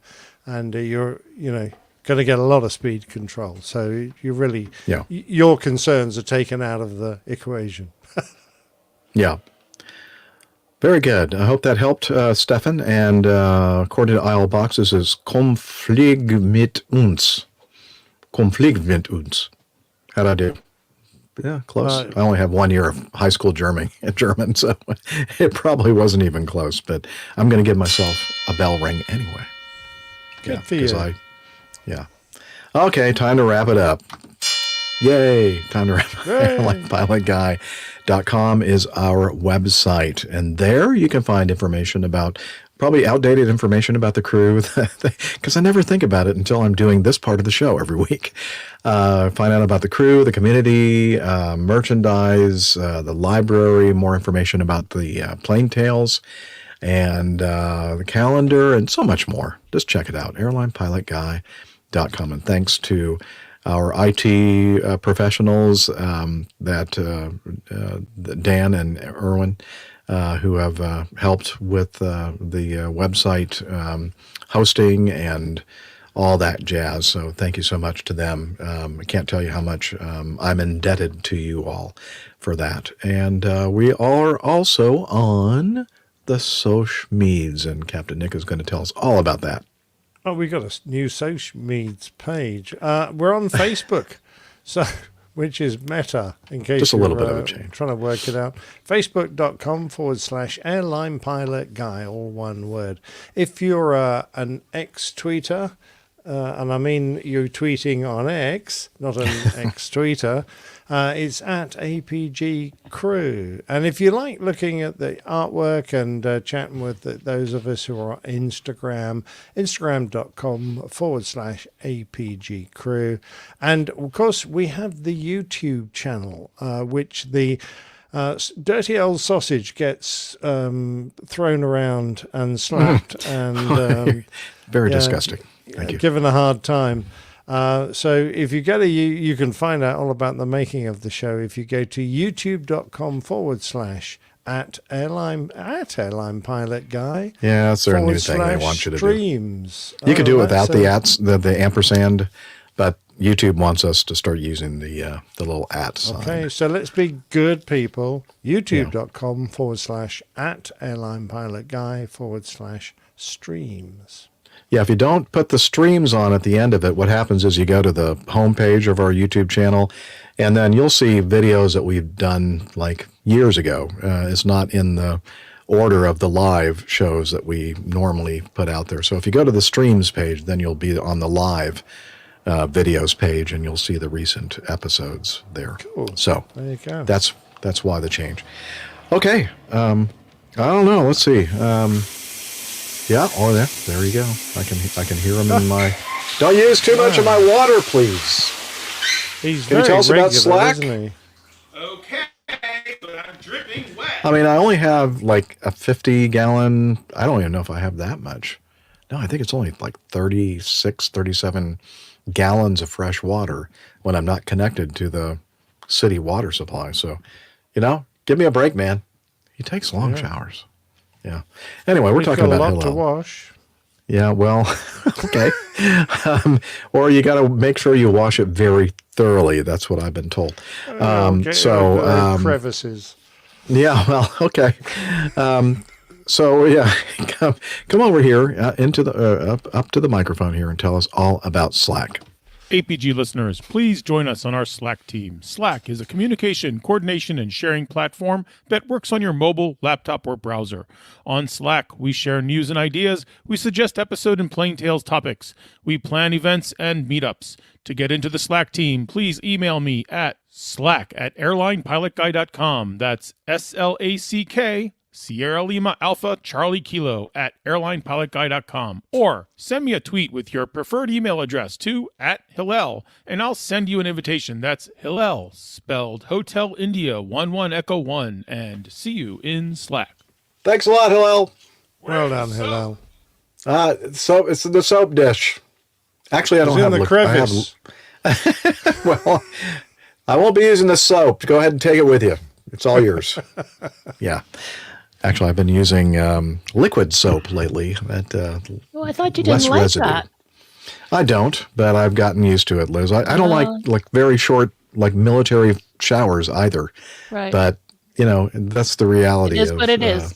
Living with limited water. You need a night in a hotel so you can take a long I do need a night in a shower. hotel, Liz. Oh, man, do I. Okay, well, there you go. There is our lovely producer, Liz Piper. Thanks for all the work that she really does do a lot of work behind the scenes.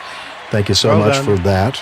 We love you so much and appreciate all your hard work. And finally, we'd like to wish you. Oh wait, I guess okay. Stop cheering. Okay, stop. You're cheering okay. the Hillel being in the shower.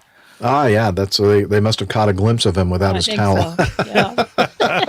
Okay. Wow. Yeah, you thought that Mars bar was something. No, all right. Indeed. Hey, just before you sign yep. off, Pilot NL says you nailed it with the German pronunciation. You nailed it. Well, thank you.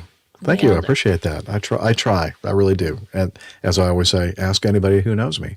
I'm very trying. Very trying. All right. With that, wishing you all clear skies, unlimited visibility, and tailwinds.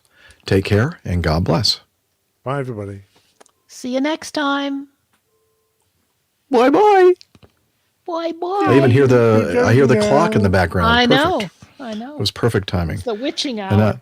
And the only thing I hear in my background is gunshot. It's kind of in the woods here. It's hunting season pretty soon. Turn off your recording. Thank you. One of the things when I was at that winery/meadery out in the middle of nowhere in the Georgia woods, after the thing closed, that's all I started hearing was like that, and I'm going, are people like shooting at me? I mean, it was like right across the street. And apparently there was a field over there and they were just doing target practice or something like that. And I kept thinking, there's nobody here. I'm just by myself alone and out in the middle of nowhere and people have guns and they're shooting. And I'm thinking, I hope they don't try to shoot me. They didn't. Well, yeah, or deliverance by there. accident put one through your RV. Steph needs to go back online, I think, to complete her upload. Oh, She's no. already turned off. Oh, no. Yeah. Stephanie, you should. Now here's a title, possible title, if you didn't go with the whatever. Airline Polka show. Yeah, that's the Airline Polka. Aggravate. I love that one, Neil. That's a good one. Airline Polka, what's another word for G instead of show? Like APG, Airline Polka. I don't know. Yes. Something in German. Gesundheit. Okay. Aggravate, navigate, communicate. I love that one. That's a very clever name. Aggravate. That's a good one. I didn't really have too many others at all. Okay, I need to tell Steph. Steffi, come back. I got a link for her. Oh, what about the Cajun Concorde? I thought that was a good one. Yeah. Cajun Concorde, love it. How do you spell Cajun? Cajun. Cajun. It's like short for Acadian, the Cajuns. Yeah, Cajun. Okay. Yeah, Acadian. That just turned into They deported Cajun. a bunch of people from Canada down there, and they were Acadians. I can tell you the whole history of that. That's what's wrong with these people. Exactly. What's he saying here? Airline pilot, airline polka, Jamal. Gamal? No, something What's in that German, mean? but I don't know German, so. Gamal? Gamal? I don't know what that means. GML. Airline polka guy. Oh, yeah. Airline polka guy. Just airline There you polka go. guy. Nice and simple. Yeah. Oh, spouse or husband. Is that right? Apparently, yeah. I know. Places to see, people to do. Thanks to Jeff there. You'd like to be doing some people, wouldn't you, Jeff? Places to see, people to do. That's funny. You got something you think you can Places work to with there, see, Nick? people to do. No, keep going. Oh, I don't have any others to offer you. If you hear the pop, it wasn't for you. Oh, the gunshot? The gunshot. Yeah, because you never hear the bullet that kills you, apparently. Ah. That's only if it's going faster than the speed of sound. A lot of handguns don't go that fast. I was listening for that sound, like getting close, but not hitting. Yeah. Did you check there weren't any holes in the road There were no vessel? holes that I could see on the outside, no. Yeah. Well, I don't have any other suggestions unless we want to do something about Steffi Wonder Woman, but she's the Wonder Woman all the time, so. She is indeed. Standard. Yeah. Cool. No, I'll figure something. I'm sure you will. I Well, think I can do something with airline polka, Gamal. Yeah. Thanks, everybody, for joining us. We'll see you next Yes. time. Thank you so much. Yes, all the best, everyone. And for those of you who this is your first time, I hope that we didn't scare you too much, or the rest of the folks in Oh, you that. scared the poop out of me, I tell you. Bye, everybody. Bye. Bye.